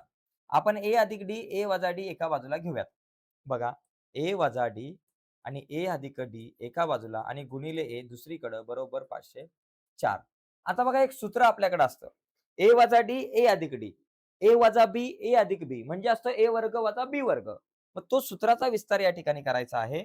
ए वर्ग वजा बी वर्ग आणि पलीकडे गुणिले ह्या ए ची किंमत आली 9 बरोबर 504. 9 का? कारण ए बरोबर 9 दिले. हा 9 गुणिले बरोबर चिन्हाच्या पलीकडे गेला भागिले. आता ए वर्ग वजा बी वर्ग, ए वर्ग वजा बी वर्ग बरोबर 504 भागिले 9. आता ए चा वर्ग, ए ची किंमत किती असते बाबा? ए ची किंमत 9 असते. मग इथे लिहायचा 9चा वर्ग वजा बी चा वर्ग. बी ची किंमत किती मला माहिती नाही, ती आपल्याला काढायची. वजा बी वर्ग. आता 504 ला 9ने भाग लावून टाका. 504 ला भाग लावायचा आपल्याला 9ने. बघा 9 एके 9, 9 दुने 18, 9 त्रिक 9 पाचा 45. 9 पाचा 45. आता या ठिकाणी 50 मधून 45 गेले 5, वरून आले 4, 9 7 54 म्हणजे 56 आलं आपल्याकडे. मग इथे लिहायचं बाबा 56. आता इथं बघा 9चा वर्ग किती येतो? 81. मग तो लिहून टाकायचा. 81 वजा 56 वजा बी वर्ग बरोबर 56. आपल्याला कोणाची किंमत काढायची आहे बाबा? मला काढायची आहे किंमत बी वर्गची, बी ची. मग वजा बी वर्ग आपल्या जागेवर, 56 आपल्या जागेवर, 81 अधिक ए बरोबर चिन्हाच्या पलीकडे गेले वजा 81. मग वजा बी वर्ग बरोबर 56 मधून 81 जात नाही. 81 मधून 56 गेले 25 राहिले. मग या ठिकाणी मोठ्या संख्येचं चिन्ह वजा 25. वजा बी वर्ग बरोबर वजा 25. दोन्हीकडची चिन्ह बदलू. मग या ठिकाणी लिहू बी वर्ग बरोबर 25 आणि बी बरोबर काय झालं? अधिक वजा 25 चं वर्गमूळ आलं 5. म्हणजे अशा प्रकारे मला बी ची किंमत मिळेल 5. पण ती अधिक 5 असेल किंवा वजा 5 असेल. ए ची किंमत मला काय मिळाली बाबा? 9 आणि बी ची किंमत सॉरी बी नाही. अरे बाबा मी सगळीकडे या ठिकाणी बी वर्गच करत बसलोय. ॲक्चुअली तो बी नाहीये बरं का, तो डी आहे. एवढं लक्षात घ्या. हा बी नाहीये, तो डी करा. इथं सगळीकडे तुम्ही बी च्या ऐवजी डी करा, कारण आपण या ठिकाणी डी ची किंमत काढतोय. मी चुकून इथं बी वर्ग लिहिलं आणि तीच गाडी आपली बी वर्ग सगळीकडे आली. म्हणजे बी ची नाही तर ही डी ची किंमत मिळाली आपल्याला, हे लक्षात घ्या. सगळीकडे आता तुम्ही थोडंसं करेक्शन करा तुमच्या लेव्हलला, की ह्या बी च्या ऐवजी तुम्ही डी करा. बी चा डी झालेला आहे आपल्याकडे. ओके. म्हणजे मला इथं ए बरोबर काय किंमत मिळाली? ए ची किंमत 9 मिळालेली आहे आणि डी ची किंमत आपल्याला मिळालेली आहे अधिक वजा 5. अधिक वजा 5. मग आता मला ती जी 3 पदं काढायची आहेत. तर ती 3 पदं वेगवेगळी येऊ शकतात. म्हणजे जेव्हा जेव्हा बरोबर ए बरोबर 9 आणि डी बरोबर 5 असताना, 5 असताना. कारण डी च्या 2 किमती आहेत. म्हणून आपण काय करू? एकतर ए बरोबर 9 आणि डी बरोबर 5 असताना किमती काढू आणि त्याच्यानंतर ए बरोबर 9 आणि डी बरोबर वजा 5 असताना किमती काढू. मग आता ती 3 जी पदं आहेत, ती 3 पदं काय बाबा आपल्याकडे? ए वजा डी. ए ची किंमत किती बाबा? 9 आहे. वजा डी ची किंमत 5. 9 तून 5 गेला 4. दुसरं पद काय बाबा? एच असतो. ए जी आहे 9. आणि तिसरं पद आपल्याकडे काय असतो, ए अधिक डी असतो. ए ची किंमत 9, डी ची किंमत 5, 9 आणि 5 झालं 14. म्हणजे ती 3 पदे किती आली? 4, 9 आणि 14. जर ए बरोबर 9 आणि डी बरोबर 5 असताना. आता ए बरोबर 9 व डी बरोबर -5 असताना. ए बरोबर 9 आणि डी बरोबर -5 असताना ती पदं कुठली येतील? पहिली गोष्ट ए वजा डी, ए वजा डी, ए ची किंमत 9, वजा डी ची किंमत -5. मग 9 वजा वजा अधिक 5. 9 अधिक 5 किती झाले बाबा? 14. त्याच्यानंतर दुसरी गोष्ट ए ची किंमत आहे 9 आणि तिसरी गोष्ट ए अधिक डी. तिसरं पद काय बाबा आपल्याकडे ए अधिक डी असतं. ए अधिक डी. ए ची किंमत किती बाबा? 9 आहे आणि अधिक डी ची किंमत आहे -5. बरोबर? डी ची किंमत आपल्याकडे -5 आहे. मग मला काय मिळेल इथं 9 वजा 5. 9तून 5 गेले 4. म्हणजे ए बरोबर 9 आणि डी बरोबर -5 असताना ती 3 पदं काय येतील? 14, 9 सॉरी 14, 9 आणि 4 म्हणजे ती 3 पदं एकतर 4, 9, 14 असतील किंवा 14, 9, 4 असेल. अशा पद्धतीने मित्रांनो हा प्रश्न आपण सोडवू शकतो. हा प्रश्न 2-3 वेळा आतापर्यंत वेगवेगळ्या प्रकारच्या बोर्डाच्या परीक्षेला येऊन गेलाय. ओके. आता लक्षात घ्या अंकगणिती श्रेणी या प्रकरणातला हा प्रश्न महत्वाचा आहे. पण हे जे 4 प्रश्न आपण बघितले, कुठल्या या तिसऱ्या प्रश्नामध्ये, तिसऱ्यातल्या बी मध्ये. या 4 व्यतिरिक्त आणखी 2 प्रश्न खूप महत्वाचे आहेत. ते कुठले? सूत्र पद्धतीने वर्ग समीकरण सोडवा हा एक प्रश्न यावर्षी येऊ शकतो. आणि त्याचबरोबर क्रेमरचा जो रूल आहे, क्रेमरची जी पद्धत आहे, तो एक. तर ही 2 गणितं जी आहेत त्यांची जरा व्यवस्थित तुम्हाला तयारी करून ठेवावी लागेल. आणि आयतालेख कसा काढावा हा सुद्धा प्रश्न या ठिकाणी इथे विचारला जातो. आणि वृत्तालेख काढा अशा प्रकारचा प्रश्न सुद्धा विचारला जातो. तर आता आपण पुढचा चौथा जो प्रश्न आहे, तो चौथा प्रश्न आपण या ठिकाणी समजून घेऊयात. बघा, चौथ्या प्रश्नामध्ये आपल्याला इथं आयतालेख काढायचा. बघा इथं आयतालेख 4 मार्काला विचारला गेला. अतिशय सोपा प्रश्न आहे. आयतालेख काढताना हा उभा वाय अक्ष आणि आडवा एक्स अक्ष असतो. बरोबर? उभ्याला आपण म्हणू वाय अक्ष, आडवा जो आहे तो आपला एक्स अक्ष. आणि इथे आपल्याला काय दिले? साखरेचा भाव दिलेला आहे. 18 ते 20, 20 ते 22, 22 ते 24, 24 ते 26, 26 ते 28, 28 ते 30 रुपये. आणि आठवड्यांची संख्या दिली 4, 8, 22, 12, 6 आणि 8. तर मी काय करतो, हे जे वर्ग जे दिलेले असतात त्यांना इथं खाली लिहायचं. इथे क्रँक मार्क काढायचा. क्रँक मार्क अशा प्रकारे आणि इथून मग सुरुवात करायची. कुठून बाबा? 18 पासून. 18 त्याच्यानंतर 19, 20, 21, 22 त्याच्यानंतर 23, 24, 25, 26, 27, 28, 29, 30 झालं. बस इथपर्यंतच आहे. आणि इथं लिहायचं बाबा साखरेचा भाव रुपयामध्ये. हा आपल्याला या ठिकाणी दिलेला आहे. साखरेचा भाव प्रति किलो, रुपये प्रति किलो. त्याच्यानंतर आठवड्यांची संख्या काय बाबा इथं दिलेली आहे. ही सगळी आठवड्याची संख्या आहे. 1, 2, 3, 4 ह्या सगळ्या संख्येला आपण काय करू इथं वाय अक्षावरती दर्शवूयात. ती 4च्या पाड्यामध्ये दर्शवली तरी चालेल. 4 एके 4, 4 दुने 8, 4 त्रिक 12, 4 चौक 16, 4 पंचे 20, 4 सक 24. बघा 4 एके 4, 4 दुने 8, 4 त्रिक 12, 4 चौक 16, 4 पंचे 20, 4 सक 24 असे दाखवले तरी चालतील. आणि इथं तसं लिहा आठवड्याची संख्या, आठवड्यांची संख्या. या ठिकाणी इथं लिहिली आठवड्यांची संख्या. झालं? हे लिहिलं.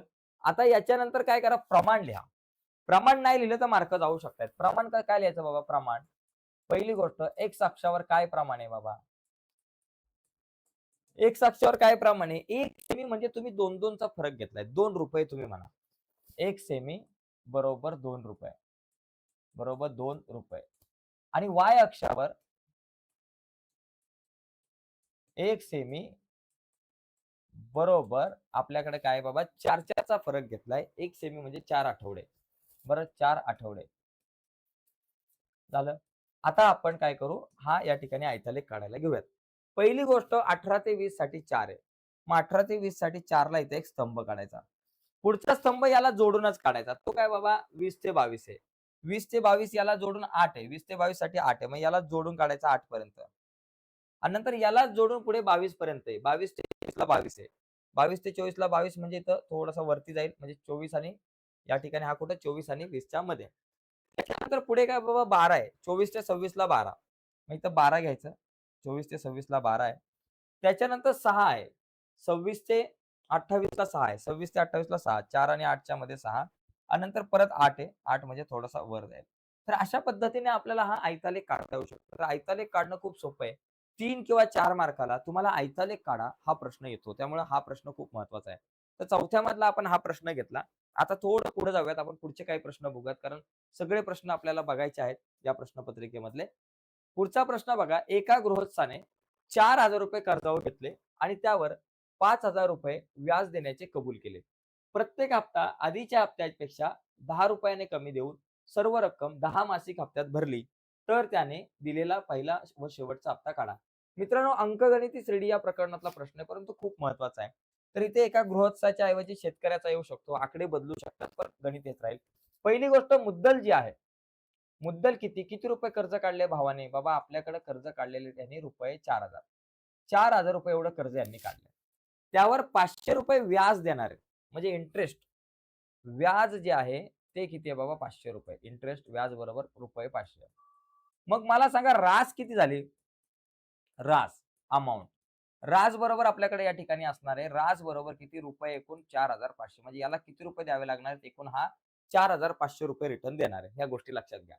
आता पुढचा मुद्दा काय? प्रत्येक हप्ता आधीच्या हप्त्यापेक्षा 10 रुपये कमी देऊन सर्व रक्कम 10 मासिक हप्त्यामध्ये भरली, तर त्याने दिलेला पहिला व शेवटचा हप्ता काढा. आता मला सांगा, या ठिकाणी प्रत्येक हप्ता आधीच्या हप्त्यापेक्षा 10 रुपयाने कमी आहे. म्हणजे डी बरोबर तुमच्याकडे वजा 10 आहे. आणि एकूण हप्ते म्हणजे एन बरोबर तुमच्याकडे 10 आहे. आणि मला काय करायचंय? पहिला आणि शेवटचा हप्ता. पहिल्या हप्त्याला आपण T1 म्हणू, त्यालाच आपण ए म्हणतो, आणि शेवटचा हप्ता म्हणजे 10वा हप्ता म्हणजे T10 म्हणू.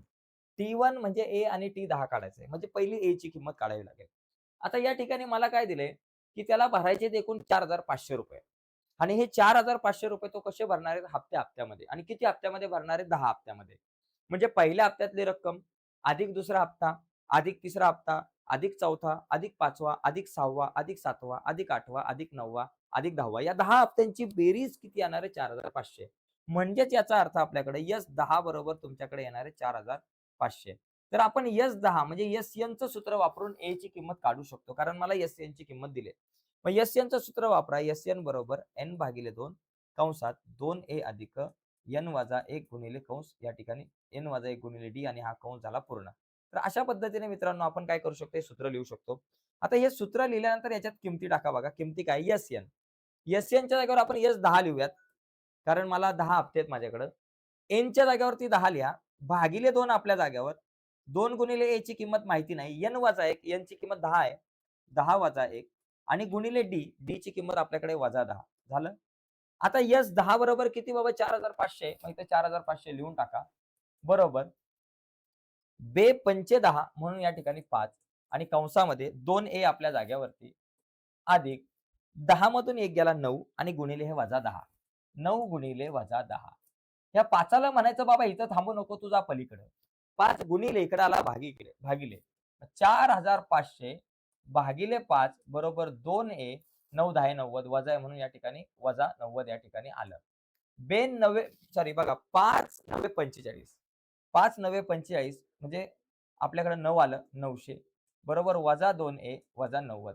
वजा 90 आहे बरोबर चिन्हाच्या पलीकडे आले अधिक 90. 900 अधिक 90 बरोबर 2A. मग 2A बरोबर 900 अधिक 90 किती झालं बाबा? 990. आपल्याला A ची किंमत काढायची. A ला म्हणायचं तू इथंच थांब. 990 ला म्हणायचं तू जाऊ नको लांब. या 2 ला म्हणायचं तुझं इथं काय काम? 2 गुणिले बरोबर चिन्हाच्या पलीकडे गेला भागिले 2. A बरोबर आता 990 ला 2 भाग लावा. 990 ला 2 भाग लावला 495. तर A बरोबर आपल्याकडे आलेला आहे 495. अशा प्रकारे आपण A ची किंमत काढू शकतो. ठीक आहे. A म्हणजे पहिला हप्ता आला. आता मला शेवटचा हप्ता काढायचा. शेवटचा हप्ता म्हणजे मला काय करायचंय?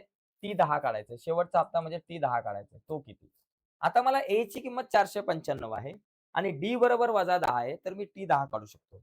मग T10 काढण्यासाठी TN चं सूत्र वापरायचं. A अधिक N-1 गुणिले D. TN च्या जागेवर T10 लिहू. A ची किंमत किती आली बाबा? आपल्याकडे आली 495. मग इथं लिहायचं 495 अधिक N-1. आता N ची किंमत इथं 10 आहे म्हणून 10 वजा 1 गुणिले D ची किंमत आपल्याकडे आहे वजा 10. D ची किंमत बघा इथं आपल्याकडे वजा 10 आहे. आता 495 ला आपल्या जागेवर ठेवू. अधिक 10 तून 1 गेला 9 गुणिले हे वजा 10 बरोबर 495 आपल्या जागेवर आणि 9 10 झाले 90. तिकडे वजा 10 आहेत म्हणून या ठिकाणी इथं वजा 90 आलं. 495 मधून 90 गेले किती राहिले? 405. म्हणजे माझ्याकडे इथं उत्तर येईल 405. म्हणजे शेवटचा हप्ता किती? 405. पहिला हप्ता 495 आणि शेवटचा हप्ता आपल्याकडे येईल 405. तर अशा पद्धतीने मित्रांनो आपण हा प्रश्न सोडवू शकतो. थोडासा वेगळा होता पण इम्पॉर्टंट प्रश्न होता. ठीक आहे. आता पुढे जाऊयात जरा. चला. हां, या ठिकाणी गप्पा मारू नका, अभ्यासाकडे लक्ष द्या. अभ्यास लय महत्वाचा आहे. बघा पुढे, पुढचा प्रश्न बघा मित्रांनो, हा प्रश्न आपण ऑलरेडी बऱ्याचदा घेतलेला आहे. तर या प्रश्नाकडे बघा, या प्रकारचा प्रश्न येऊ शकतो. आता मी तुम्हाला पुढचे काही महत्त्वाचे प्रश्न सांगतो कुठले आहेत. आता आत्तापर्यंत सगळे प्रश्न सोडून दिले. आता आपल्याला वेळ कमी आहे त्याच्यामुळे मला थांबावं लागेल. पण हा प्रश्न बघा, चौरसाच्या क्षेत्रफळांची बेरीज 400 चौरस मीटर आहे. जर त्यांच्या परिमितीमधला फरक 16 मीटर आहे, तर प्रत्येक चौरसाच्या बाजूंची लांबी काढा. मग एका चौरसाची बाजू बाबा आपण x मानायची, दुसऱ्याची y मानायची. दोघांच्या परिमितीमधला फरक 16 मीटर आहे. म्हणजे 4x - 4y = 16. म्हणजे x - y = 4 मिळेल. आणि त्यांच्या क्षेत्रफळांची बेरीज म्हणजे x वर्ग अधिक y वर्ग बरोबर तुमच्याकडे 400 आहे. तर या गणिताकडे नीट बघा, या पद्धतीचं गणित येऊ शकतं. त्याचबरोबर चौथ्या प्रश्नामध्ये मी तुम्हाला सांगतो कुठली गणित येऊ शकतात. चौथ्या प्रश्नामध्ये 4 प्रकरणं महत्त्वाची आहे. बघा चौथा जो प्रश्न आहे ना, त्याच्यामध्ये 4 प्रकरणं महत्त्वाची. पहिलं प्रकरण, दुसरं प्रकरण, तिसरं प्रकरण, 6वं प्रकरण. पहिलं प्रकरण 2 चलातील रेषीय समीकरणे, दुसरं वर्ग समीकरण, तिसरं आपल्याकडे आलं अंकगणिती श्रेणी आणि 6वं सांख्यिकी. या 4 प्रकरणामधूनच आतापर्यंत खूप वेळा प्रश्न आलेले आहेत 4 मार्काला. त्याच्यामुळे तुम्हाला लक्षात घ्या, पहिल्या प्रकरणामधला तुम्हाला एखादं शाब्दिक गणित येऊ शकतं किंवा सराव संच 1.4 मधलं गणित येण्याची शक्यता दाट आहे. त्याचबरोबर दुसऱ्या प्रकरणातलं शाब्दिक गणित येऊ शकतं. तिसऱ्या प्रकरणातलं शाब्दिक गणित येऊ शकतं आणि 6व्या प्रकरणामध्ये काय महत्वाचं आहे बघा, 6व्या प्रकरणामध्ये बघा 6.6 सराव संच आहेत. तर तेवढे बघायचे नाही. त्याच्याऐवजी एक गणित सरळ पद्धतीने मध्य काढायची प्रॅक्टिस करायची. त्याचबरोबर गृहीत मध्य पद्धतीने मध्य काढा. मध्य प्रमाण विचलन पद्धतीने मध्य काढा. त्याचबरोबर मध्यक काढा, बहुलक काढा, आयतालेख काढा, वारंवारता बहुभुज काढा. त्याचबरोबर वृत्तालेख काढा आणि वृत्तालेखावरचे प्रश्न, या पद्धतीचे प्रश्न तुम्हाला इथं विचारले जाऊ शकतात. ठीक आहे. तर एकंदरीत 4 मार्कांच्या तयारीसाठी तुम्हाला या 4 प्रकरणांची तयारी करणं खूप गरजेचं आहे. ठीक आहे. त्याचबरोबर मित्रांनो, इथे बघा या पद्धतीचं एक गणित प्रश्न 5व्या मध्ये जर बघितलं, तर प्रश्न क्रमांक 5व्या मध्ये तुम्हाला 2 गणिते दिली जातील. हे एक गणित आहे आणि त्याचबरोबर आलेख काढायला एक विचारला जाऊ शकतो. अशा पद्धतीने आलेख काढा. x अधिक y = 4 या समीकरणाचा आलेख काढा व पुढील प्रश्नांची उत्तरे द्या.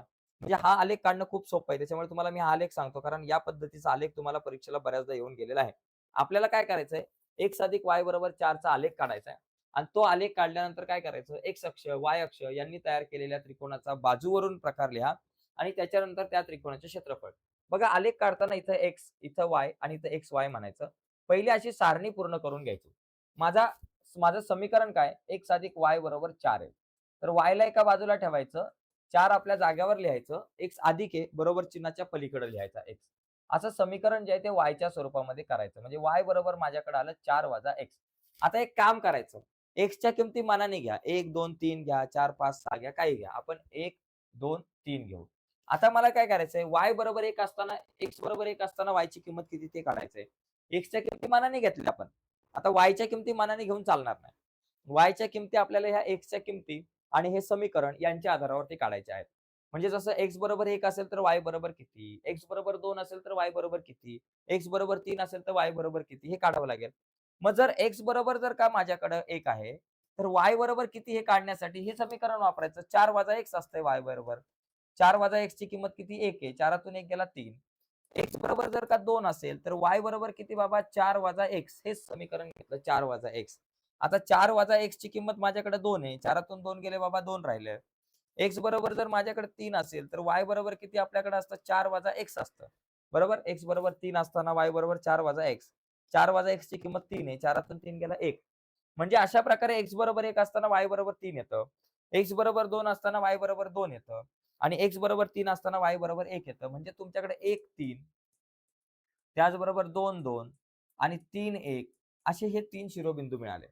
आता या 3 बिंदूंमधून जाणारा एक आलेख काढायचा बघा. पहिलं काय बाबा, 1 3 आहे. x चा 1 आणि y चा 3. इथं तुम्ही लिहिला 3 3. 3 आणि 3 आणि 1. 1 3 आहे ना. 1 आणि 3. त्याच्यानंतर 2 2. x चा 2, y चा 2 इथे 2 2. ओके. 2 आणि 2. आणि तिसरा काय बाबा आपल्याकडे दिलेला आहे 3 आणि 1. x चा 3 आणि y चा 1 म्हणजे 3 आणि 1 इथं आला. यांच्यामधून जाणारा एक या ठिकाणी आलेख काढायचा. अशा प्रकारे यांच्यातून जाणारी रेषा म्हणजे हा एक आलेख काढला. आता हा आलेख कोणाचा आहे?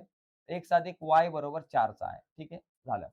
आता इथं काय प्रश्न आहे, की यामध्ये x अक्ष व y अक्ष यांनी तयार केलेल्या त्रिकोणाचा बाजूवरून प्रकार. आता या त्रिकोणाची ही जी बाजू आहे बघा आणि ही बाजू 4 आणि 4 आहे. म्हणजे हा समद्विभुज त्रिकोण आहे. बाजूवरून म्हटलं की समद्विभुज. कोणावरून विचारला असता, तर काटकोन त्रिकोण तयार झाला असता. हा झाला पहिला मुद्दा, की बाबा हा समद्विभुज त्रिकोण आहे. आता दुसरा प्रश्न याचं क्षेत्रफळ. एरिया ऑफ त्रिकोण. याचं क्षेत्रफळ असतं 1/2 गुणिले पाया गुणिले उंची. ओके, पाया गुणिले उंची. आता 1/2 गुणिले पाया किती? 1, 2, 3, 4 आहे. आणि गुणिले उंची किती? 4 आहे. बरोबर? आता 1/2 गुणिले 4 चौक 16. बरोबर? आता बे एके बे, बे आठी 16. 8 सेंटीमीटरचा वर्ग किंवा 8 चौरस एकक असं या ठिकाणी तुम्हाला इथे क्षेत्रफळ काढता येऊ शकतं. तर अशा पद्धतीने मित्रांनो हा प्रश्न आहे आणि अशा पद्धतीने तुम्हाला प्रश्न येईल. फक्त हे समीकरण इथलं बदलेल. बाकी प्रश्न जसाच्या तसाच राहील. तर बघा मी बाजूला येतो. याचा स्क्रीनशॉट वगैरे तुम्हाला घ्यायचा असेल तर तुम्ही घेऊ शकता. ठीक आहे? चला.